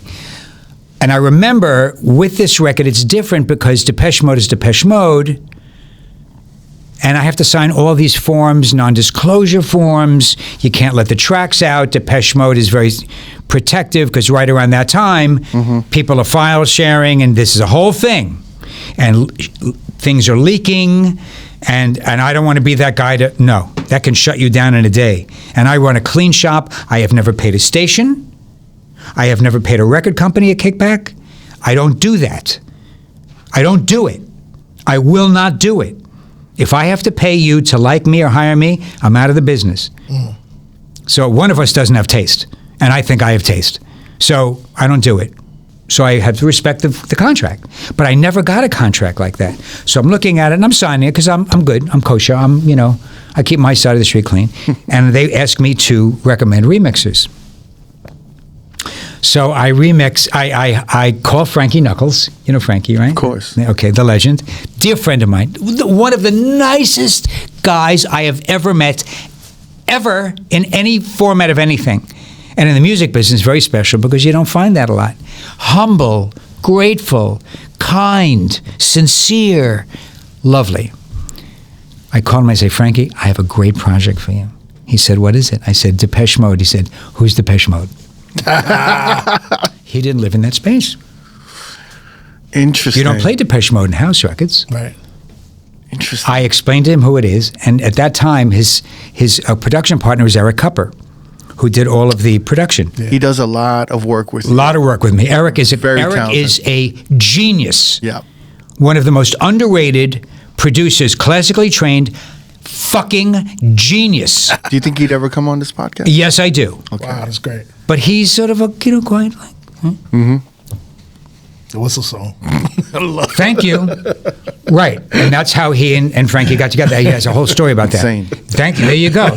I like him more than no, actually. So you see one thing leads to the next. Okay, so I say to Eric, you got to school Frank. He goes, I got this, no problem. I have them do one record.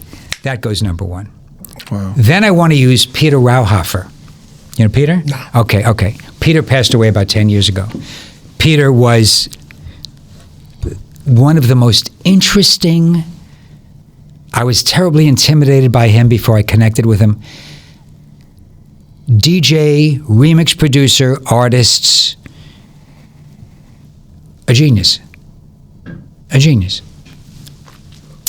But it was always unapproachable. I never called him to do anything. But I just thought, I want him to do this. I don't know why I connected it. Maybe it was a good way to meet him. I don't know. I don't know. But I called him. I introduced myself to him. He came to the office. I introduced myself. Peter was inordinately successful, and he never smiled, and always wore a baseball cap, a Yankees baseball cap. I fell in love with this guy right away. Serious as a heart attack. My joke with him is, I get, Peter, you won the lottery. Peter, your house burned down. You get the same response. It's like, and I say, Peter, would you be interested in remixing Depeche Mode? Now remember, because I didn't work with Peter, I didn't know his history. I knew history with some records he remixed, but not Depeche Mode. Apparently, he had remixed Depeche Mode before. And something had happened with them that they did not want him involved. Really? But I didn't know. So I give them my list of remixes for projects, and they said, yes, Peter, no. And I work now with Daniel, the head of the label. He said no. I said, why? He goes, I don't know why. The band doesn't want him. I said, but you asked me to. He said, I'm telling you, it's not gonna, the band doesn't want him. And so we're going to leave it at that. So my father never told me to take the first no as gospel. So I go back. Sometimes maybe painstakingly, but I never asked Peter what happened. But I went back to Daniel and I said, Daniel, look, if you trust in me, you trust in me. I don't know what happened with the band. I can't. We have to move forward. I don't know what I said, but I convinced them to go back to the band, and they agreed. But Peter, like every remixer, had to sign off on this non-disclosure. They are not to release any mixes until it's formally released. Peter signed it, Ralphie signed it, everybody signed it, Frankie signed it, Eric.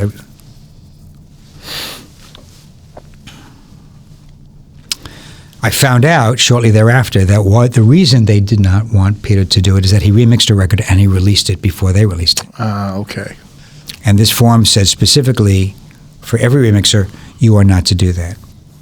Peter signed it, and he remixed it, and he released it again. Another bootleg. So what do you do? Like release a white label? Now, it was released it online.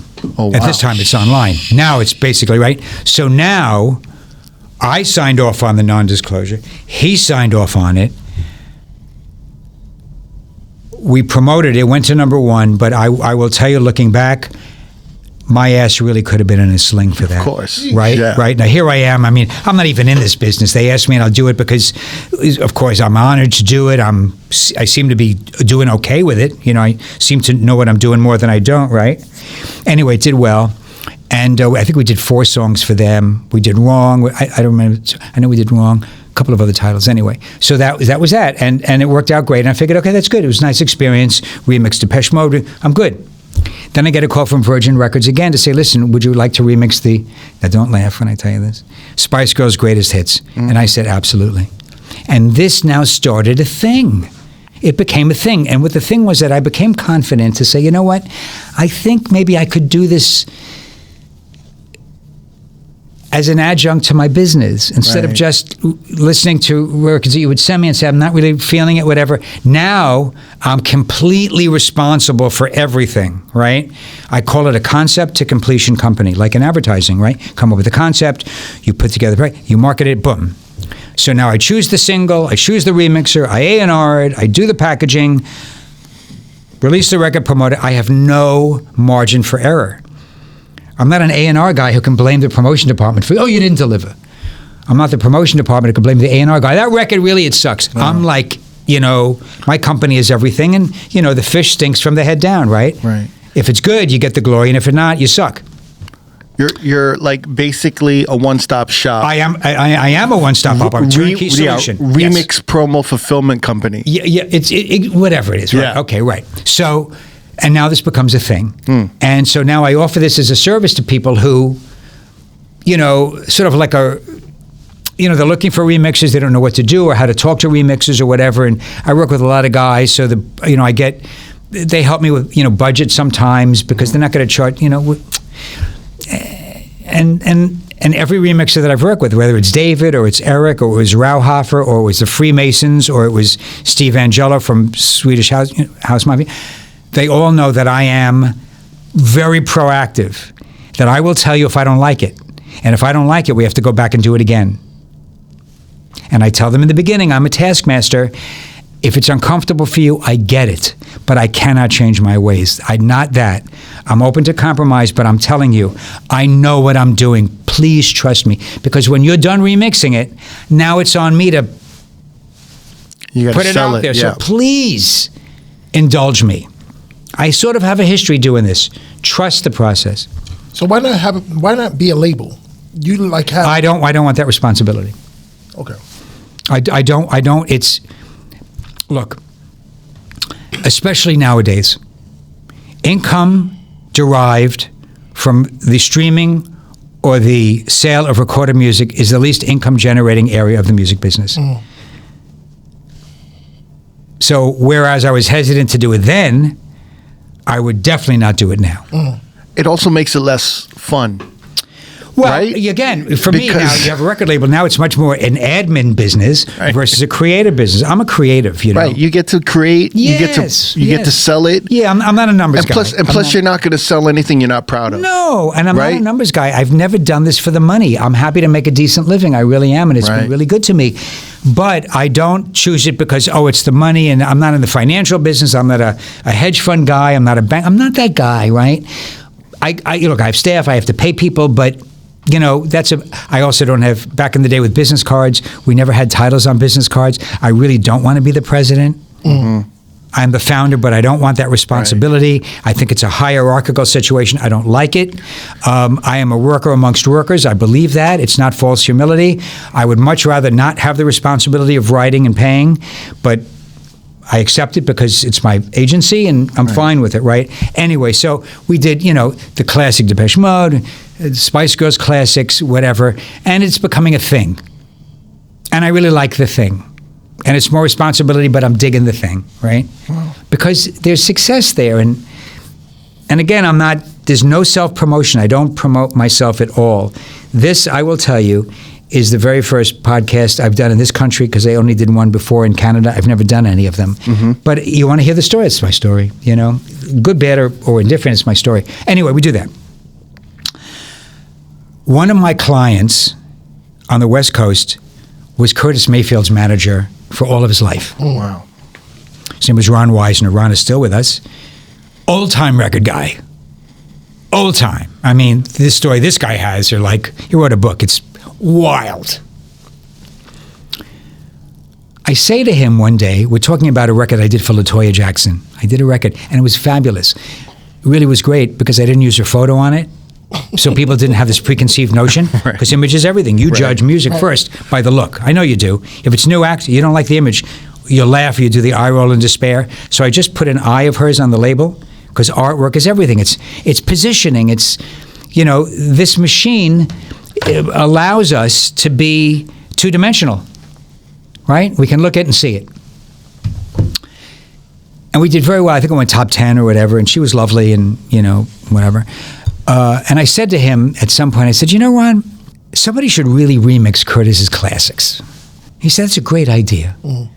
And nothing ever came of the idea. About 3 years later, he calls me. And he says, remember that idea? I said, of course. He said, are you still interested? I said, of course I'm interested. I was doing a lot of remixes then. He said, I'd like you to executive produce the Curtis Mayfield remix package. Wow. Now, you understand that because of my age, I was born in 57, Curtis and soul records were the musical fabric of my life. I have never connected to rock and roll records. I still don't connect to them. I'm sure they're good. My first record my Aunt Dora bought me was the Meet the Beatles album. I liked it because it was pop records, but when they did the psychedelic thing, I don't know what that was going. I have no idea with Robert Plant or Leonard Skinner or, God bless him. I don't connect. Curtis Mayfield I connected with. We chose the titles, and again, I'm responsible for choosing remixers. How many titles was it? I think 8. 8. Wow. One of the remixes I used was Eric Kupper. I used Stonebridge from Sweden. I used King Britt from Philly. Wow. Right? All my guys. We're bringing everybody in, right? One of the guys that I wanted to use was Mixmaster Mike from the Beastie Boys. Right, yeah. I couldn't find this guy. I just thought, I don't know where it came up, I just thought it'd be interesting. Because remember, it's not only their talent, it's the emotional and imagery pairing of remixer with artist. It's like the Grammys, right? The Grammys now are incredibly well perceived because they're combining different artists doing one song. Interesting collaborations. Many less, actually, awards being given, more performances. It could be somebody Hispanic with somebody, white from whatever, and they do the same, right? It's interesting. And I love the interesting collaboration. Interesting to me is a big part of what I do. Right. It's incredibly diverse, and yes, and there's genre bending everything. Yes. And you're like, even if you hate it, you got to look at it. You got to listen to it, right? Okay. I decide Mixmaster Mike. I can't find the guy, but this is the truth. My office then is in a loft that we purchased for the company in 2003 in Tribeca. My company was 20 years old. When I moved into that space, there was a garbage dump across the street, there was a garbage dump catty corner, and there was a garbage dump to my left. I cannot find this guy, and one day I'm in my office by my window, and I hear a Beastie Boys record blasting. They were filming the video for Intergalactic in the garbage dump. That's serendipitous right there. And who's on the turntables? That's right. Mixmaster Mike. So what do I do? Typically me, right? Now you'll know. I run downstairs, I run to the screen, it was a screen fence, and I stop the video shoot. I'm so excited, right? They have no idea who this knucklehead is. They probably think, we need to call 911 because, another, knucklehead fan. I said, Mike, come over here. Comes over. I said, look, I'm so sorry to do this. I wasn't sorry at all. I said, you see that window up there? He said, yeah. I said, that's my office. This is what I do for a living. You know who Curtis Mayfield? He goes, yeah, absolutely. I said, I'm executive producing the blah, blah, blah, blah, blah, blah. I want you to do one of the records. He said, I'm in. Wow. So what are the chances? Come on now. Ridiculous. Comes up to the office. We do the deal. Okay. One of the other guys that I wanted to get to remix this record was the most challenging of the lot.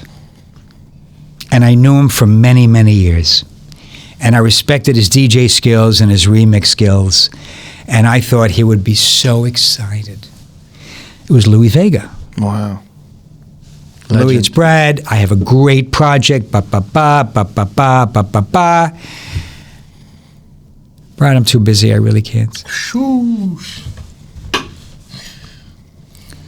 Now I'm becoming a little upset. Come on now. I know his road guy, Ralphie, and Papo is a technical guy. I'm busy. I'm working on my own project. I said, Louis, come on. It's Curtis. Not interested. But you know me. I go back. He finally says yes, and decides to charge me more than anybody else as part of the package. I said, I'll tell you what, which is what my father used to say to me when I was a boy when I knew something good was coming. I said, I'll tell you what, I'm going to give you the jewel in the crown of this project. I'm giving you Superfly. He wasn't that interested. Wow. All right, push comes to shove. We hire him. He does it. The schedule is really tight. He comes in on schedule. We put the record out, and he wins the Grammy Remix of the Year. Wow. Well, did you guys have a conversation afterwards? I never spoke to him since. What? Good. Interesting. Never thanked me. Doesn't make him a bad guy. But remember what I said. Louis is very talented. And I understand sometimes that when people get to a certain level, I get it. I understand it. It comes part and parcel with this business. That, maybe you're just better than me or better than so-and-so, or then you may think that. Oh, it's okay. I'm fine with that. But I never did hire him again. And if I see him, I'm cordial to him. He's cordial to me. I absolutely respect his talent.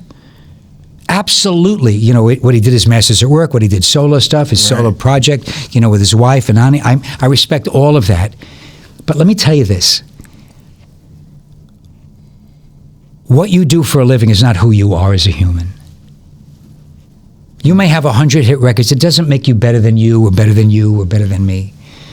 It doesn't. Not in my... I respect it. I think it's fantastic. I will applaud you. I will go to the shows. I will listen to the music. But you're a human being. And we're all the same at the end of the day. So if you want to step to me that way, okay, you can do that. I don't have low tolerance for it. I have no tolerance for it because I wasn't raised that way. That when I was a kid, I would watch the way my parents would connect with people, particularly in the service business. My father was always up and happy, and when I go to a restaurant today, my job is no better than the guy who puts track down for Amtrak or a waiter who doesn't want to wake up in the morning and serve me. I try to have fun with people because it's a job, and we have to do the job. Got to get the job done, but we can have fun with it. We can be friendly with it. We don't have to think that we're better than, So when I tell you that I am grateful that you have me on the show, I am beyond grateful. I mean, I'm just another, I got lucky. I really got lucky, right? That's what I think. So anyway, he wins the Grammy, and I figured, okay, that's a good thing, right? That's a good thing, right. And on to the next project. But here's the story. Now it's 2017. I'm home at night. I get a call on my cell phone, and it's Diana Ross. It can't be, right? It can't be, because I'm thinking somebody's, So I say to her, Miss Ross, and I've never referred to an artist or any human, like when you call me sir, that wigs me out, right? But I said, Miss Ross, you got it. Come on, she's Miss Ross. You got to do it. I mean, I don't know. It just came out of my mouth, Miss Ross. I said, she said, is this Brad? I said, it is. She goes, it's Diana Ross. I said, nice to meet you, I guess. Thank you. How can I help you? She goes, well, I heard about your company, and I've never sanctioned a remix for one of my classics. Would you be interested? And I said, well, how did you hear about us? Because that's how I'll know. Right. She goes, I heard about you through Earth, Wind & Fire, who I work with. And I said, oh, that's great. You did September, right? Yeah, but I did September after that. But she had heard about me before. Anyway, so I said, how can I help? She goes, well, I'm thinking about having one of my records remixed, and would you be interested? I said, well, thanks for the call. I think it's great. I said, but I have I'm a little concerned. So I think most people would jump in and say, yeah, right, yeah. But remember, because of the fear, I'm always scared of failure. So it's always here. It's that 7-year-old little boy, fat, short, stupid little boy, right? Right. She's calling me, and that 7-year-old boy is talking to her. I'm pretending to be me, but it's really. But here's the thing. What does Diana Ross mean to you? Well, she's a legend. More of a legend than the Spice Girls or Depeche Mode. It's sort of different because yeah, that's a good point. So I don't know. You know, why do we hold some people up on a pedestal and some? I don't know. Maybe, so I said here I said my concerns are as follows. I said, first of all, it depends on the song, right? Because not every song lends itself. And I said, also, I need the original parts. I don't want you to re-sing it. Well, she wanted to re-sing it. She said, why? I said, well, Miss Ross, as we get older, our voice changes octaves. And your records are so classic that the moment one note is off, people are going to know. Right. And I said, honestly, and I said this to her, my biggest fear again, is to turn one of your classics into a caricature of itself. All right, I was gonna ask that. Do you think that the Louis Vega with the Curtis Mayfield thing, it may have been too daunting, or maybe in his mind? Like I have you'd have to ask Louis. It was not daunting him. I thought he was perfect for it. You know? Perhaps. Actually, you know what? No, I don't think so. Because you're saying Diana Ross. No. Because you're saying Diana Ross Love Hanger, I'm thinking, damn, she's doing a remix to that. Like that would scare the hell out. Yeah, but that's one of four. Because that's a classic. That's one of four. Right. So again, it's how you're busy. I do not believe that Louis for a moment thought it was beyond his ability, because it was not beyond his ability. Let me be clear about that. What I told you the story about after Louis winning the Grammy has nothing to do with my respect for his talent. His talent is. He's talented, incredibly talented.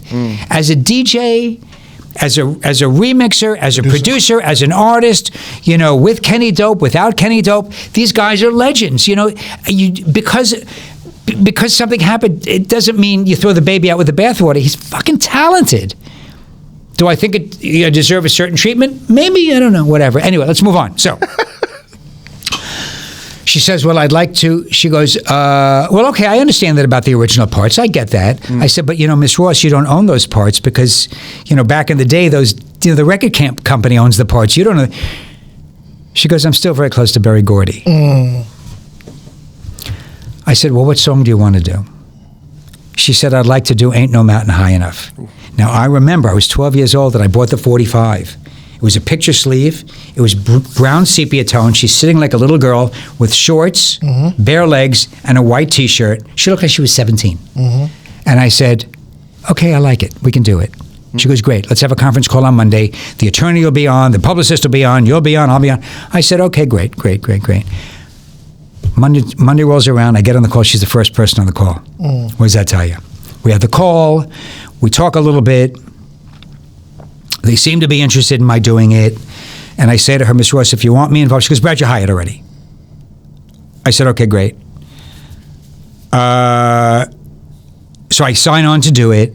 And then she tells me this. And I don't think she meant to do this, but it just, whatever. She goes, oh, by the way, I need the remix done and out in a week because I'm getting the Icon Award at this year's American Music Awards. And I have a perfume launch and I'm starting a residency in Vegas. Now, I had already committed. To which I said, okay.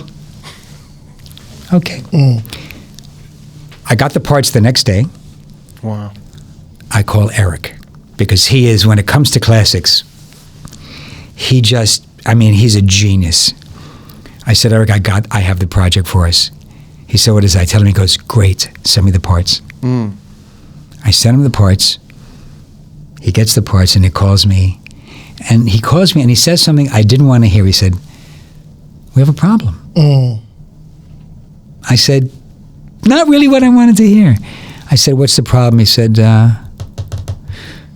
well, you know, she doesn't sing the verse. It's a spoken word record. She only sings the hook. So when you time stretch the verse, it's not going to go on beat. Interesting. I remembered the Marvin Gaye, Tammy Terrell version on Motown where they both sang the song. There was no spoken word. But hers, she talks on. Of course. If you need me, just call me, no matter where you are, no matter how. She doesn't sing it. It's a spoken word. She sings the hook.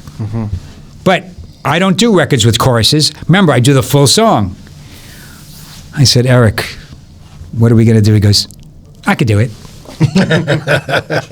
I said, how do you do it? He goes, I'm going to drop the lines in to the beat word by word. Right. After the conference call, she says, Brad, I need to see you. I said, we can go on Zoom. She goes, I don't do Zoom. I need to see you. I need to see you. So I fly out to see her in LA. We meet. She's lovely. We get along. I had sent her the remix before. She walks in from the rehearsal of the American Music Awards and she says, the way the awards are going to work is at the end of the show, I get the award. I'm going to do an 8-minute medley of my greatest hits. I'm going to bring my family on. I'm going to say thank you. Show's over. She goes, I was going to end the medley with The Best Years of My Life, a song I guess she does during her shows. I don't know. She goes, but that remix, I'm going to end it with the remix. Nice. So I figured, this is good. Right. Maybe Brad did a good thing, right? Still, always doubting. So she liked the remix. I go back to New York. I do all the artwork. Now, the artwork for me has to be classic artwork. It's got to be black and white from that day. I want you to feel that moment. I want you to be in the 60s when she did that, right? That's why you were envisioning already the 45. That's right? the way I work. Right. I see the image. I see the music. Remember, you see the image first. Okay, we get it. We lock it up. Everything is perfect. We release it digitally. I hit send. It goes out to everybody. And I sit in my office and I have a panic attack. Panic attack. Or the closest thing I think of ever having a panic attack. And then the 7-year-old boy shows up again. Sheesh. And he says to me, so who the fuck do you think you are, really? You're remixing Diana Ross? You're going to make this record better than it was? Really, Brad? Really? You can't take it back. It's gone. I hit send. Right. It's gone. And I panic for about 10 minutes. And then I get over it. Because what's done is done. But remember, now it's on my company to promote this record.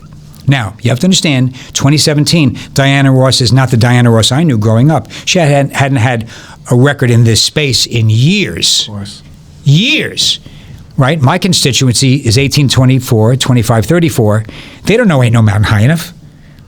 If anything, they may know I'm Coming Out, which was 30 years later, 20 years later. But everybody knows Diana Ross.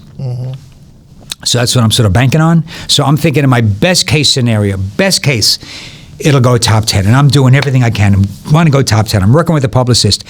And we're getting there. We're getting there. The first week, the numbers come in. They look great. Anyway, so the adult shows up. 7-year-old boy goes away. So now I'm good. Let's go. We're going. I'm on a mission. As the record approaches the top 10, I'm thinking, I don't know, maybe it'll go all the way. I don't know. Right? Why not, I mean, what do I always say? You want to remix this? I don't know. Maybe. Would you give it a shot? Right? Give it a shot.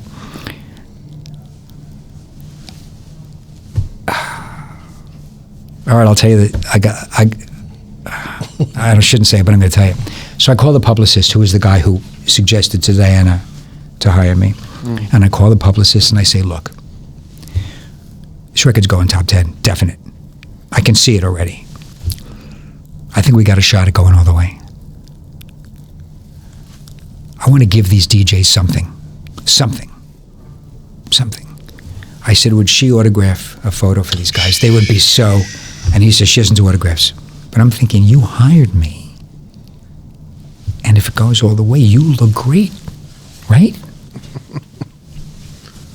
Shut down. You could hear it. No, don't even ask again.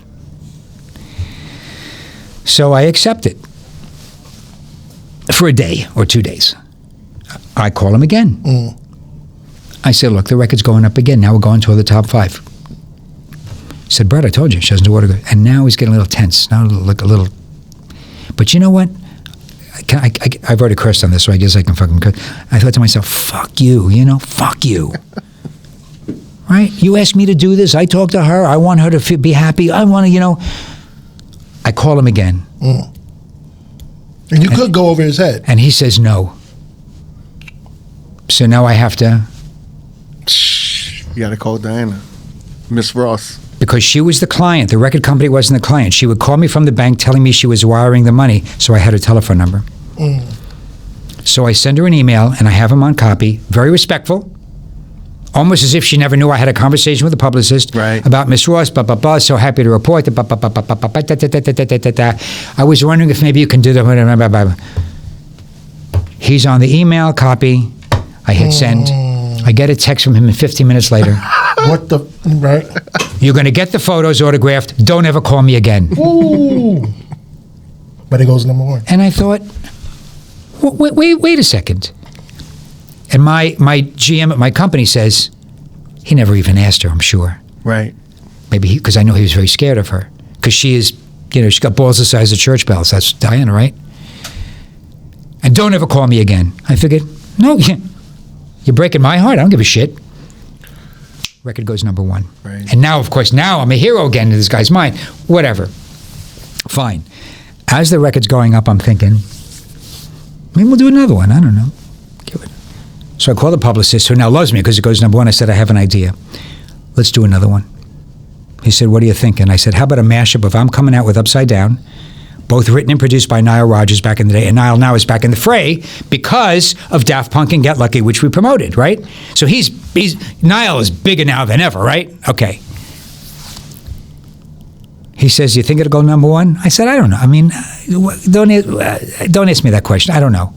But, we're in a good place. We got lightning in a bottle. Let's give it a shot. We speak to her. She wants to do it. Then Universal calls me. Now they want in because they realize there's something here. Remember, they own the catalog.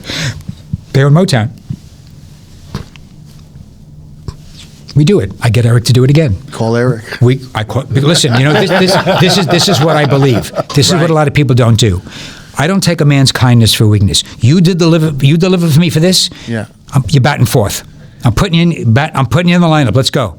Johnny Bench, right? Yeah. You're batting fourth. Let's go. He says, great. He delivers an incredible one. I release it right before Pride. Right? I'm Coming Out Upside Down. Guess what? Say number it. One. Number one. Number one. Okay? That's 2018. 2017, Ain't No Mountain High Enough. 2018, I'm Coming Out Upside Down. It's now 2019 and she's going to be 75 years old.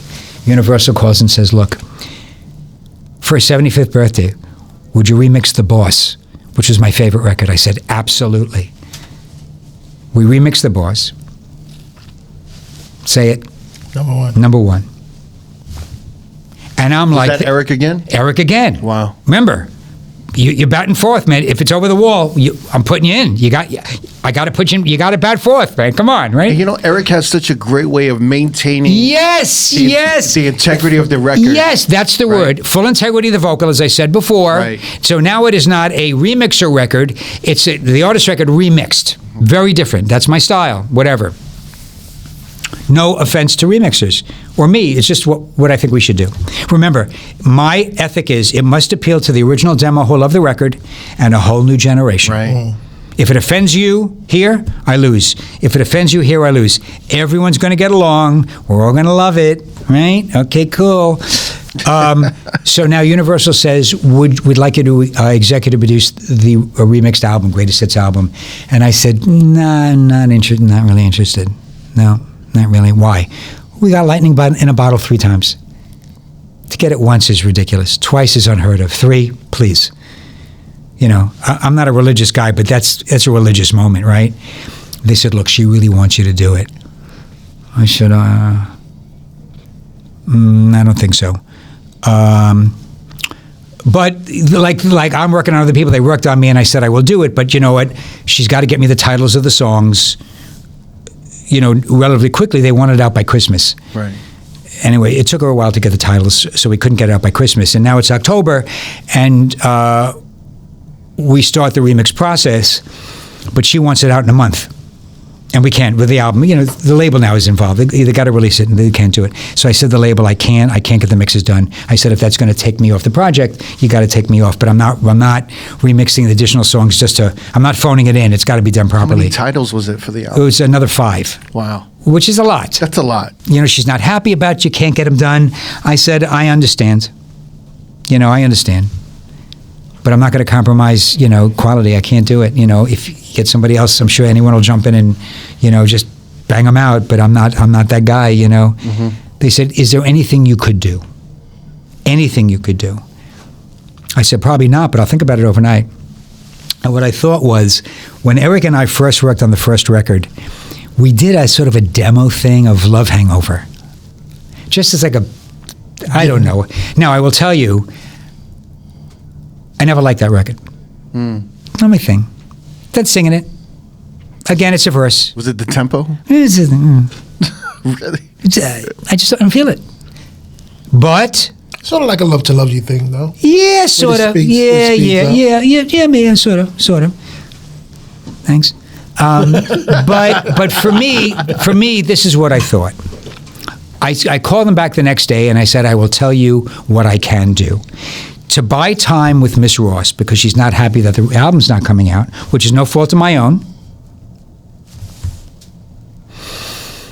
I will do one more remix, full remix package, not remix for the album, which is different. Mm-hmm. But don't lean on me for chart numbers. I'm going to get it done, and it'll buy time. We'll keep the name out for Christmas in preparation for the album coming and whenever it comes. If she's happy with that, I'm good to go. She was happy with that. We got it done. We released the record probably, I will tell you, maybe end of, this is now, so 17, 18, 19. In the end of 17, 18, 19. End of 19, it now comes out in 20. Like January, February? No, right before 17, 18, 19. At the end of, or maybe right toward the end right toward the end of 20. Okay. Like a month before, maybe November, whatever, into the Christmas break. And and it's doing its thing, because Love Hangover, it's doing its thing. It's going up the chart, whatever. It's going up. And then we hear about this thing called COVID, or we're moving into 2021, right? It's happening in Italy. It's happening on a boat, right? They had to stall the boat. People are getting sick. They're dying. It's craziness. But it's not going to come to America, right? Nobody thought, right? But every day on the news, it's coming. Something's coming. And now we start to hear they're dropping. And now we know we're going to get hit with it. This is now February. Right. The record's going up. Charts coming out every week. The reporters report their records Monday, Tuesday, Wednesday, Thursday by 5 p.m. All the reports are in the chart. Numbers are available Thursday night. Printed on Friday. Now we're top 5. But we know everything's going to shut down. Restaurants, clubs, gyms, anything but essential business. The record is now at number 2. And the fellow who I'm very close with, who does the charts at Billboard, very, very close, dear friend of mine, because we respect the way each other's work. I get no special favors, nothing, but I respect, he runs his business the way I run mine. It's now Monday, and we know from the previous week, 50% of the reporters did not report their chart because the clubs had closed. So it's, it's impending doom. The tsunami is like, we're here, People start reporting at 9 o'clock in the morning. He calls me at 12 o'clock and he says, Brad, I just want your opinion. I'm asking a couple of people. Do you think I should have one more chart? I said, well, now I have this record at number 2, right? And this is what I say to him, which I think is a very compelling reason to do it. I said, you know what? You guys are Billboard magazine. When you do something, you need to make an announcement. And you can't make an announcement in the middle of the race. Stop the race, everyone go home. You need to announce this before. So what I would do if I were you is I would put out one last chart, make an announcement that this is the last chart until COVID is uplifted. And he said, that makes sense. Mm-hmm. And he did it. And you were number one. And the chart that came out on Thursday was Number one. and it was true. And the chart has never come back. But I will tell you, after 3 number ones, the Wall Street Journal called Eric Cupper and wrote an article about remixing Diana Ross back to number one. Amazing. Yeah. So that's one of my finer stories. And it's all true. And, you know, I had a very interesting relationship with the publicist. He liked me. He didn't like me. He loved me. He didn't love me. He helped me. Then he worked against me. It was very odd, right?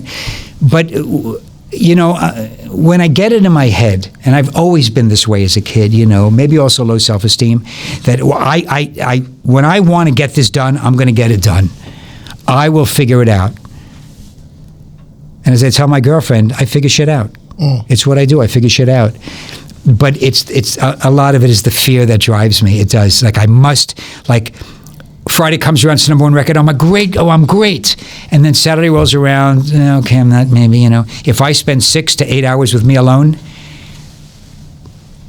the voices are like, maybe you're not. It's not so good. Maybe it's been luck. It's very odd, you know, and it's just the way I am. And it's hard, I'm hardwired for more. I am an addict. It depends on what I'm addicted to. Now it's not drugs or alcohol for 23 years. Thank God. Congratulations. Thanks. For 23 years, it saved my life. It saved some of my relationships, not all of them. My life is not perfect. I am a broken toy. I am. But I've learned how to, move through life like we all do, you know. Yeah. We all have, the wins and the losses. I will tell you, as I said before, when I was using, I was responsible for all the great things, whether I was involved with them or not, and never responsible for any bad things, whether I was involved with them. And now I own every decision. And I've made some stiff decisions in sobriety. I've made some great decisions, I think, in sobriety. The public will decide. But I own every one of them. And I'm proud of every one of them because at the time, I say the same thing I used to say with a hangover the next morning. Seemed like a good idea at the time, right? And I don't, I have emotional hangovers now. I don't have, so yeah, it wasn't supposed to be this way, I guess, or maybe it was supposed to be this way. It is this way. And, especially when I talk to a younger generation, I like me more, not 100% loving me, but I like me more.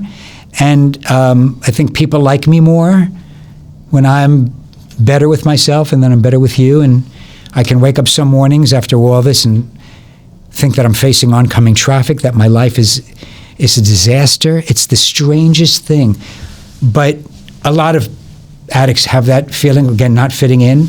I have this, but I need that, and because that'll make me whole, and if I get that, and it's not things. Things aren't going to fill the hole in my soul.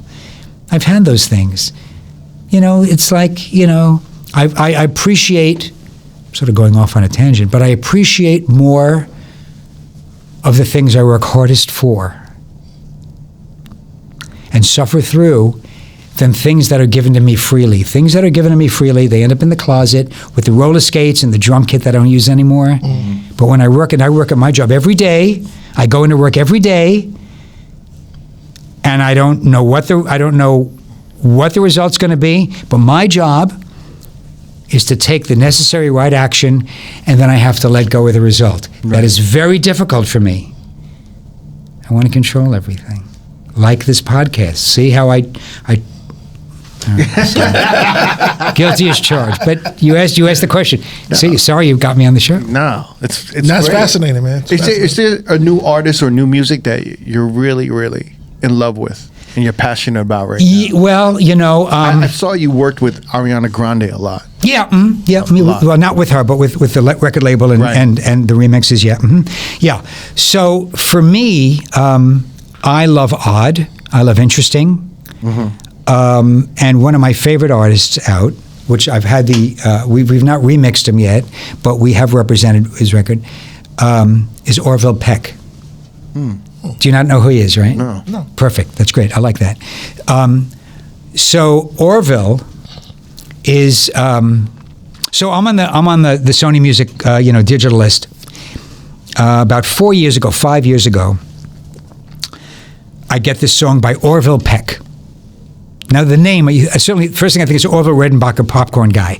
Orville Peck, what a weird name. Mm-hmm. And an image of the guy. I'm aware of his image. Okay, I'm right. aware of what he looks like. Okay, so the image is very interesting, right? Right. So the image is country western cowboy, rather flamboyant, always with the cowboy hat, with sort of a Lone Ranger mask, with frills. So you never see the face. There's like these tassels that hang from the mask. Yeah, right, exactly. Right, yeah. It's these, right. So I have, now, remember image? I have to click and listen.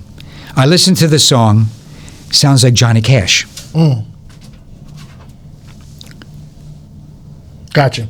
And his songs are dark, and I love dark. I like up to, but I like dark.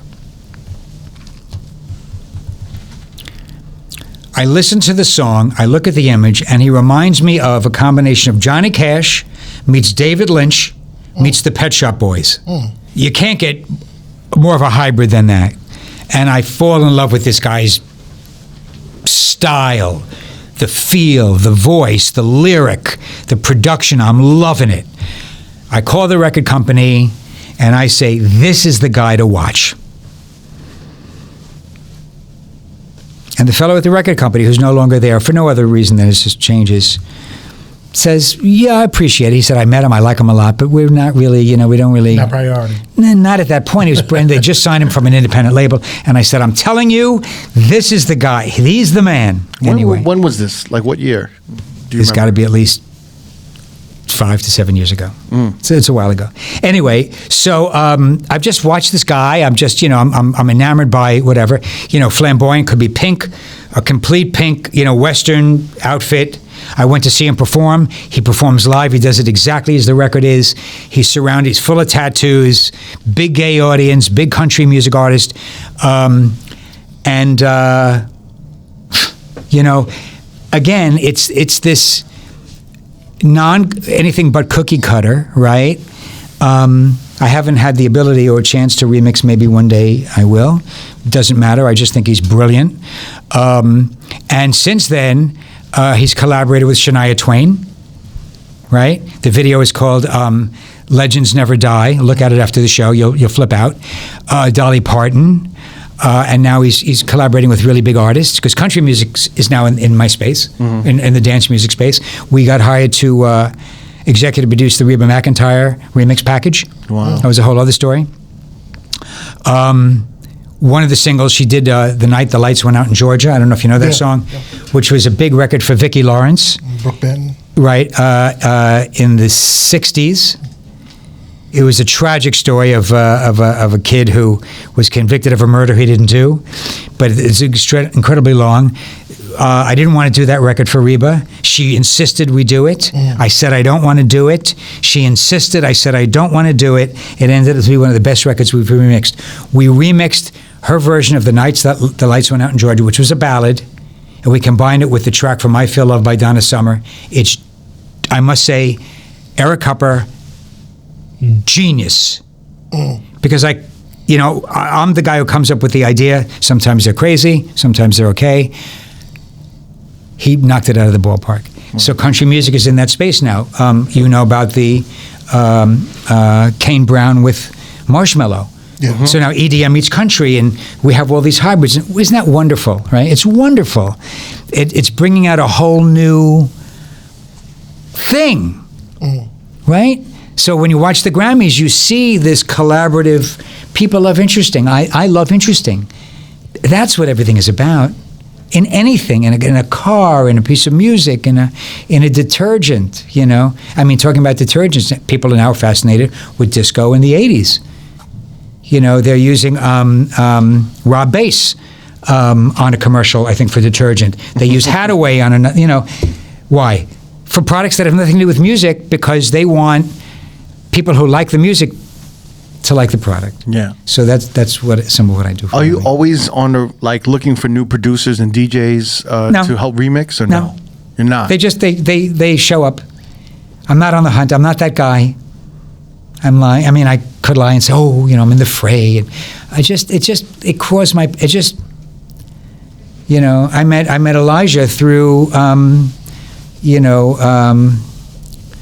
Jimmy Jam and Terry Lewis, who I work with. Right. The legends, right? Yeah. And we've done mixes for them. Shout out to Elijah, late development. Yeah. Right? Yes. Yeah. Big. I'm here because of him. Right. Who helped coordinate this whole interview. Yes. Yeah. I mean, absolutely. And I'm profoundly grateful for that.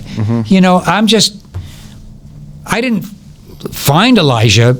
He came to me through clients of mine who came to me through another client. So everything is word of mouth, right? Everything is word of mouth. And, usually I say birds of a feather flock together. When you're good, you're surrounded by good people. Amen. He's a great person, and that's what it is. Somebody could tell me, I could watch a television commercial tonight for a new movie coming. Oh, from the producer of and the director of, like, as if I'm going to like that, right? Mm-hmm. I'm not going to go see the movie. Somebody who I trust tells me to see the movie, I'll go see the movie. Mm. So that's what it is. It's word of mouth. It's not advertising. It's word of mouth. So with Jimmy and Terry, who I've worked with for, almost 3 years now, I found Elijah came onto my radar, and so they came onto my radar through an independent client of mine who I happened to mention something about Jam and Lewis off the cuff. He goes, would you like to talk to Jimmy Jam? Mm. I said, why would he want to talk to me?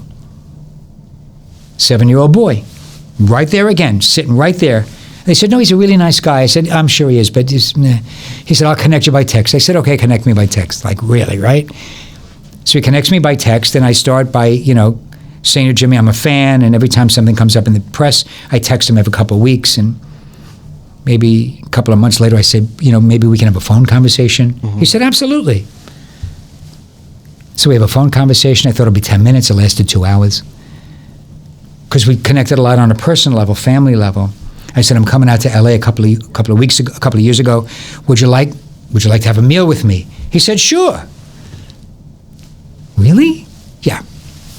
We meet at Mel's on Sunset, because I don't do the fancy, He said he'd never been there. I said, well, meets at Mel's. And he comes to the table.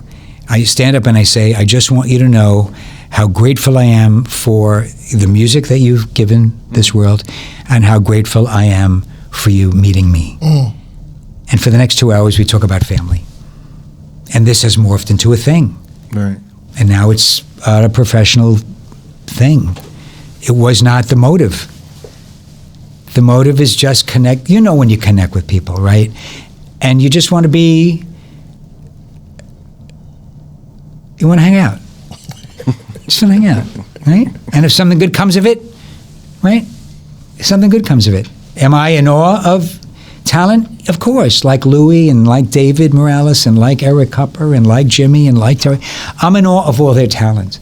But make no mistake, it has nothing to do with my admiration for them as much as people. I love talking to people. I talk to everybody. I talk to people about their jobs. I asked you, did you like your work? Mm-hmm. I think that's such an important question, because most people don't. And I don't know how you do it if you don't. Like, I shop at Trader Joe's, right? And I always ask the checkout people, they're scanning and they're bagging and they're, they don't do that in supermarkets now usually, but Trader Joe's still bags and scans, right? And I always say to them, do you like your job? And they all say, yes, I like my job. Right? And I'm fascinated because it's a great business model, right? You could tell a lot about the person who runs the company. Remember, the fish stinks from the head down. So I go into Trader Joe's a month ago, and there's a young kid, 19 years old. I pull in with my bag, with my stuff, and he's scanning and he's bagging. This kid's moving, man. I'm like multitasking. I can do this and I can do that. And while he's doing this, I say to him, do you like your job? And he says, not really.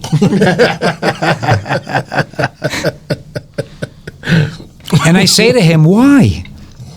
He said, because I don't have enough responsibility here. Wow. Isn't that an amazing answer? A younger generation, you think, would not, You know, they just want to. My father used to say, if you're going to do the job to get it done, don't do the job. You do the job to get it done properly, right? And here's this 19 years. I mean, it's not even. I got shoes older than this fucking kid, right? And I don't have enough responsibility. I'm not busy enough. He said, so you want more responsibility? He said, yes. I said, you should ask for it. He said, what do you do for a living? I tell him quickly. We don't go into it, but maybe the conversation made the guy's day. It certainly made my day, right? And every time I tell that story, the response is, oh my God, you know, he wants to do more. And I think in this society, which is off topic, but maybe on topic as to the way I run my business and maybe the way you guys run yours, that this country has clawed its way to mediocrity. Back in the day, you'd say that people would claw their way to the top. Mm-hmm. The United States has clawed their way to Midland. That mediocre is the new gold standard in this company, and that's disgusting. Mm. I will not run my company that way. I don't respect people who run their business that way. You know, I don't treat me better, but don't treat me worse. Don't treat me like you working with me is you're doing me a favor. You're not doing me a favor. I am replaceable tonight if I don't do my job. I know it. Maybe it'll take a while for people to catch on, but I am replaceable. How do you think that's affected your industry in particular? Well, I mean, music, streaming, and sales is the least revenue source in the music business. Why do you think that is? I don't know. Well, maybe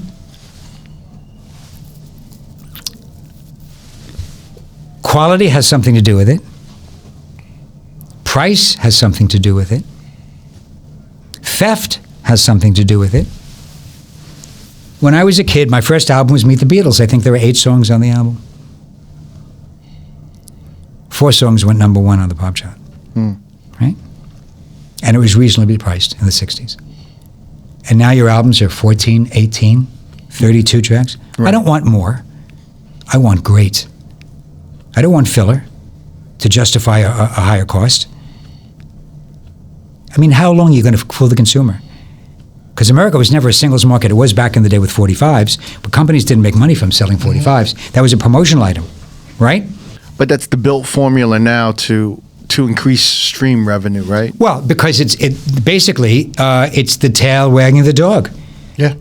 You know, when the horse leaves the barn, it never comes back. It's gone. Right? So now you have to make the best of the situation, right? So you had less quality, more songs, higher price, and then you have Napster. And now people are giving music away for free, right? And the quality. You don't buy the cow when you get the milk for free, right? So now the world has become a singles market, like Europe always was. So I'm going to ask you, what's the last album you bought? Interesting. You know, when I did retail, and hang on for a sec. So what is it? The last album I bought? Last album you bought. Exactly. I mean, right. Like purchased like itself? Nah, I would say it's been maybe close to 8 years. Right. Since I even acknowledged to even listen to an album multiple times, more than like 3 to 5 times. Right. Now, I'm guessing one of the reasons you didn't do that is because your prior experience with listening to albums was more boring than it was, right? So why would you... It's daunting. To listen to a 32 or 24 song album. You don't need that. First of all, if the songs are great, first of all, let's be honest with albums, right? No artist is going to release their best material as every track. Right. You're not. I mean, it is a business, right? You're going to release enough hit records, and then you have, your B-sides or whatever, and that's fine, right? I have a job. I can't listen to 32. I mean, no. And I can't listen at work. Well, in my business, I can. I even don't, right? As DJs, right? 4 albums drop on a weekend, 15 to 20 songs on an album. I don't even see that as an enjoyable process. It's not, no, now it's work. No, not exactly. But it's even worse. It's like going into a hoarder's home and trying to reorganize their home. You know, exactly. It's like I'm searching through a bunch of trash to find a song that I'm like, I love this. You're looking for a gem in trash, right? Right. Exactly. Yeah. So what do? You go to the single. Yeah. Right? Because you're thinking the record company is going to choose the best record, which they normally will if they're smart. Back in the day when I got in the business, record companies would not lead with the best single. That would be the single that they had on the album. They would release a third best, second best, Second best. and then the trump card. And then the trump card. Because they had confidence Exactly. that the album was thick. And by the time you get to that third single, you've already purchased the album. So everybody's making money. Exactly. Right. Now companies are leading with the trump card, but because of digital and because of theft and because of quality, Spotify for $9.99, you can listen to the track like I do 100 times in a day. I'm not buying it.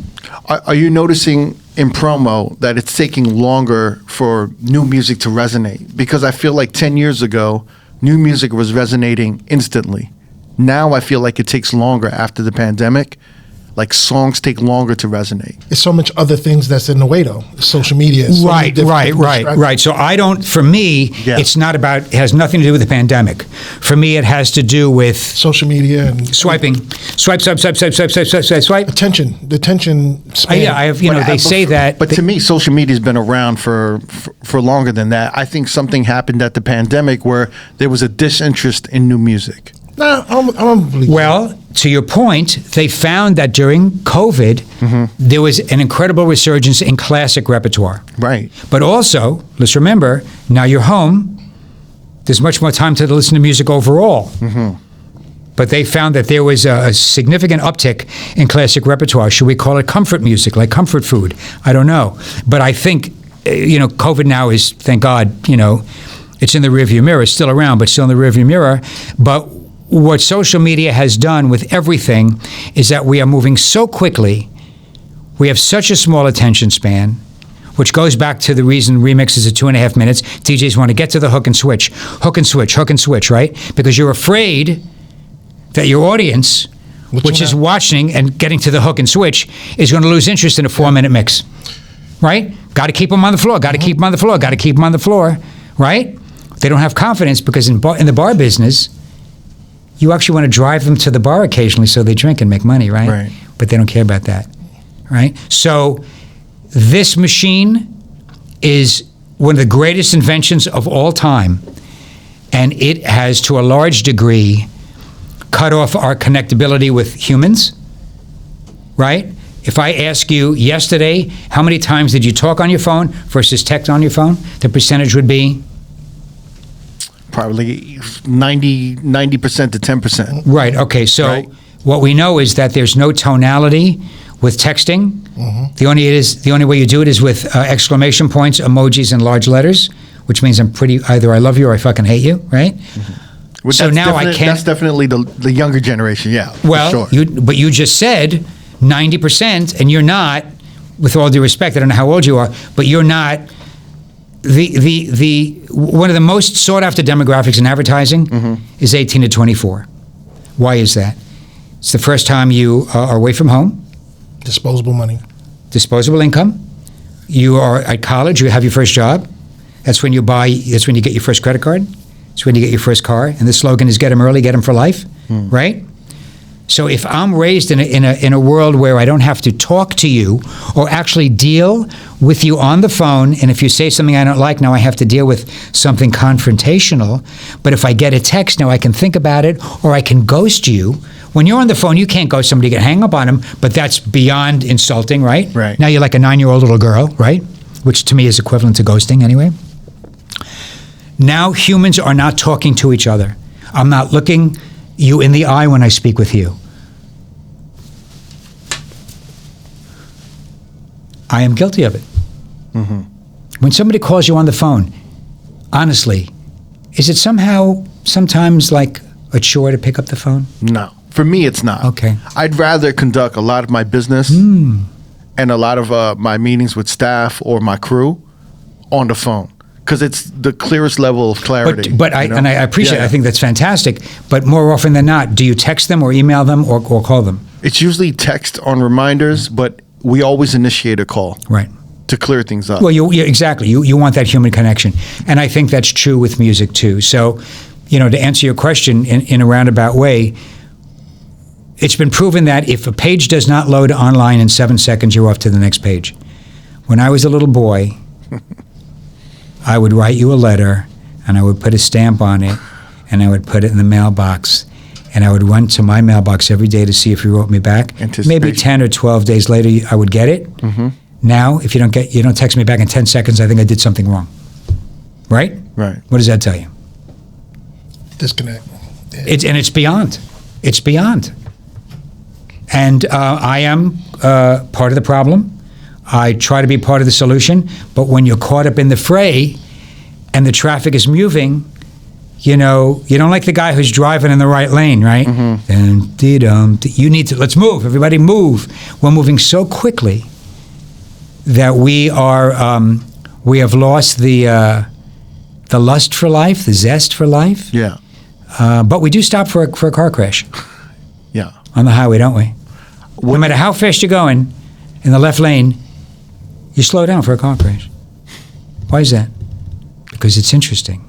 So promotion on Instagram, promotion 1983 has 200,000 followers. And you guys started this account and started this formula of promoting on social media how long ago? Maybe I don't know, 10 years ago? 10 years ago. Maybe. Is this the more effective way of promoting right now? It's more effective in terms of reaching the consumer. Remember, every one of my DJs and radio people and publicists, they're all on my database when I service a record on a Friday. A lot of them are fans on my social media page, right? That's the one platform we invest money in, because you have to power the machine.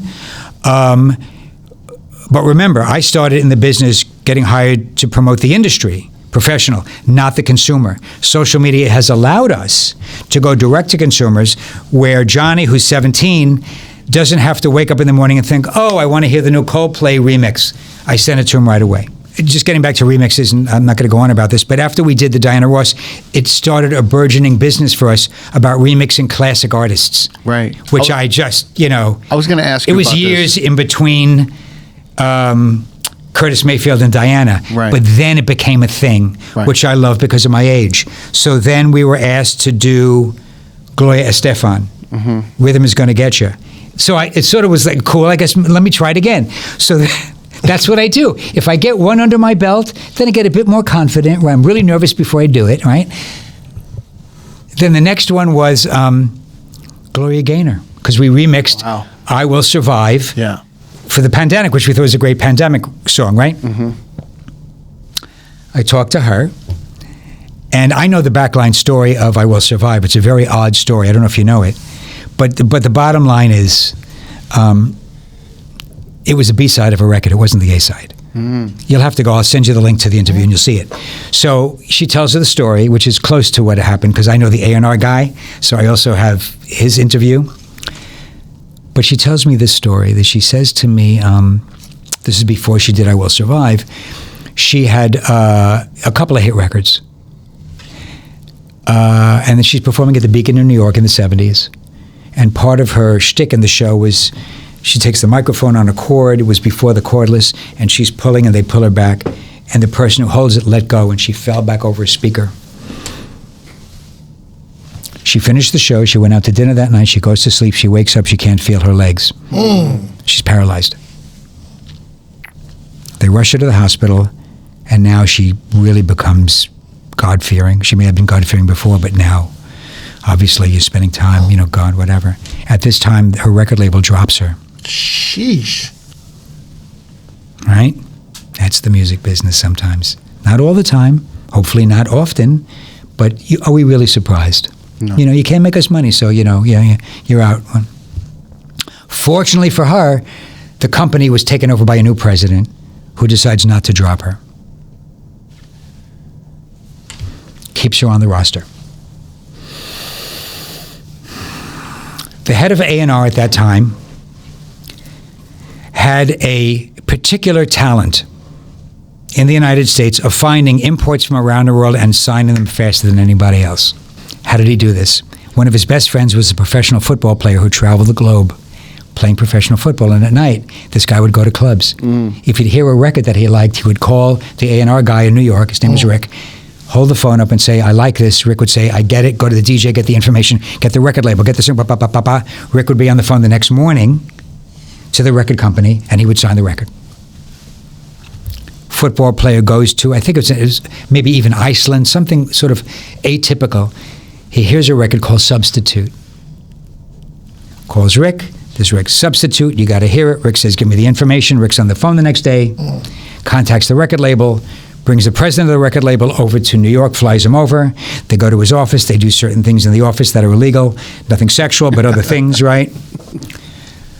He wants to sign Substitute. They shake hands. Leaves the office.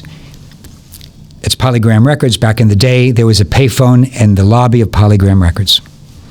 By the time Rick's attorney and the record president owner from the other country get downstairs, the attorney calls Rick on the payphone and says, he's not going to give you the record after all. Rick said, what do you mean? He says he's going over to CBS Records. He's going to sign it to CBS Records right now. Rick is furious. Rick says, okay. Rick obviously is an A&R guy, dealt with a lot of production companies, a lot of production people. He calls 2 production people that he knows. It's a group, it's a duo. And he says, look, I'm going to send you this record. I want you to cover this record. I need it immediately. You can use any songwriter you want. I need it right away. Back then, the 45s had an A and a B side. The other incentive is I'll pay you. You can have the B side, put anything you want on it. I need it now. They deliver it within days. Rick hears it. He loves it. He calls the head of promotion in. I won't tell you the name of that guy, and he says to this guy, I need you to make sure this record hits. I'm not going to tell you how it's done, but it's done. They want to go for the Hot 100. They ship out the 45s to all the radio stations, and the record charts right away. And it's a rhythm record. It's a dance record. A couple of days later, Rick gets a call from Richie Kazor, who's a DJ at Studio 54, right around the corner from Polygram Records. And Rick and Richie were very close. They'd hang out, you know. And Richie says to Rick, you know that record that you sent out by so-and-so?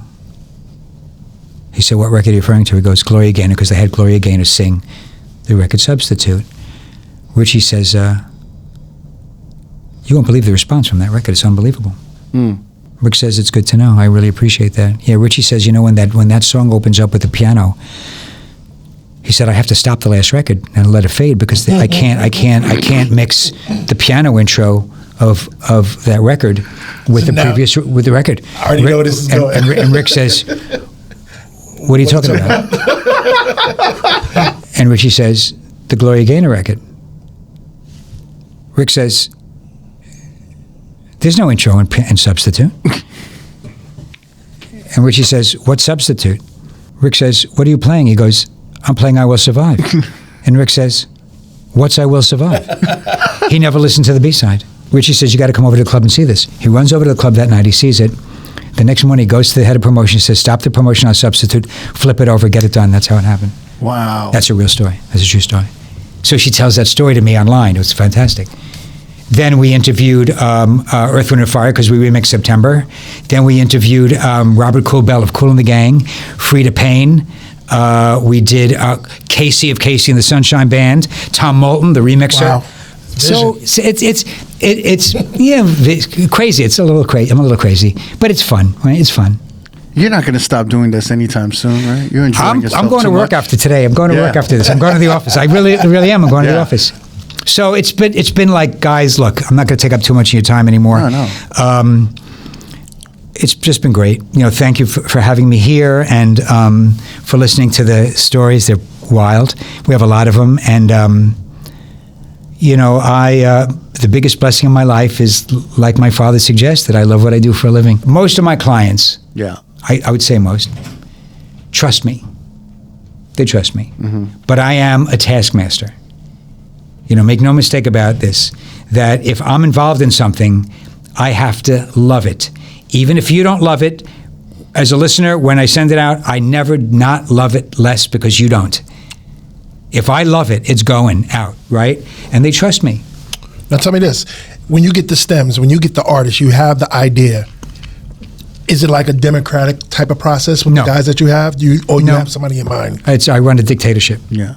You're the executive producer, right? I am.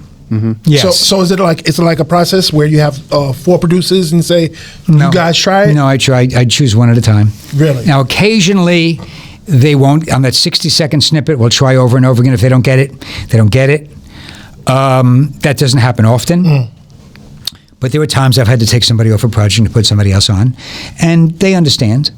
You know, I mean, everybody gets paid, but it's not what I think speaks to the artist, the record label, and my brand. You know, I am, remember, type A, OCD, and perfectionist, so it's challenging. But has there ever been a situation where somebody did it on their own, the same record, and was like, "Oh, this is pretty good too"? What that I've not hired or no, just knowing that somebody else had another version. Yes, people have done it. Yeah, definitely. But it is the most amazing because I save every version of every record from the one that I like that part, I hate that part, to the end, and we see it moves around. And when I get on Thanksgiving Day, which I did, a call from Kenny Gamble's son, Khalif, who heard the remix of Ain't No Stopping Us Now, raving to me about what we did, what Eric did, you know, for his father's record. He's a whole other generation. I'm like, you know what I think? And I really do believe this. I say, you know, maybe I am good at this. 40 years later. I doubt myself. So then, after we mixed it, one of the interviews that I did, you know, doing the COVID thing, was with Kenny Gamble. So now, again, I've become 7 years old because, you know, he's, you know, Kenny Gamble. Kenny had not heard the remix of Ain't No Stopping Us Now. Wow. Hadn't. I call him Mr. Gamble. We get on. I record. I have everything on visual. I still record it. And I say, Mr. Gamble, may I play you this remix? And he says, yes. 7.5 minutes long. And for 7.5 minutes, I'm watching this guy go like this. And I'm thinking, no. In that version, which never came out publicly because the OJs didn't let us use it, we slipped in Love Train as a reveal 3/4 into the track. Oh, wow. So it morphed seamlessly from Ain't No Stopping Us Now into Love Train and out. And it was spectacular.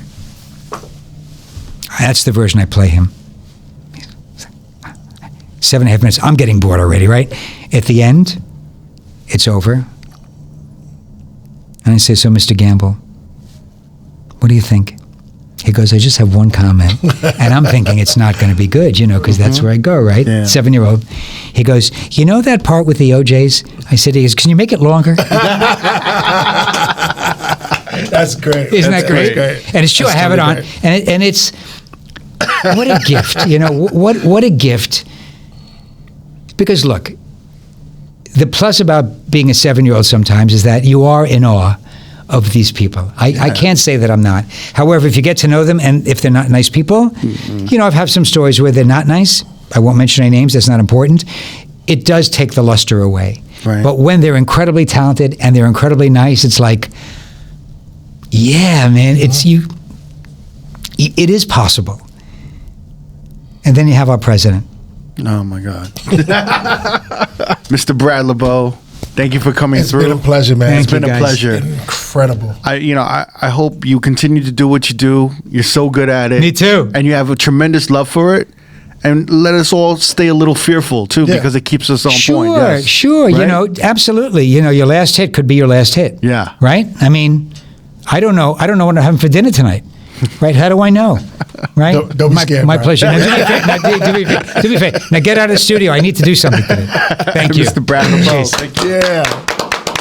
If you want to watch more episodes from R.O.A.D Podcast, click either links on the left or the right. Don't forget to subscribe to our YouTube page and get updated on new uploads throughout the week. Peace.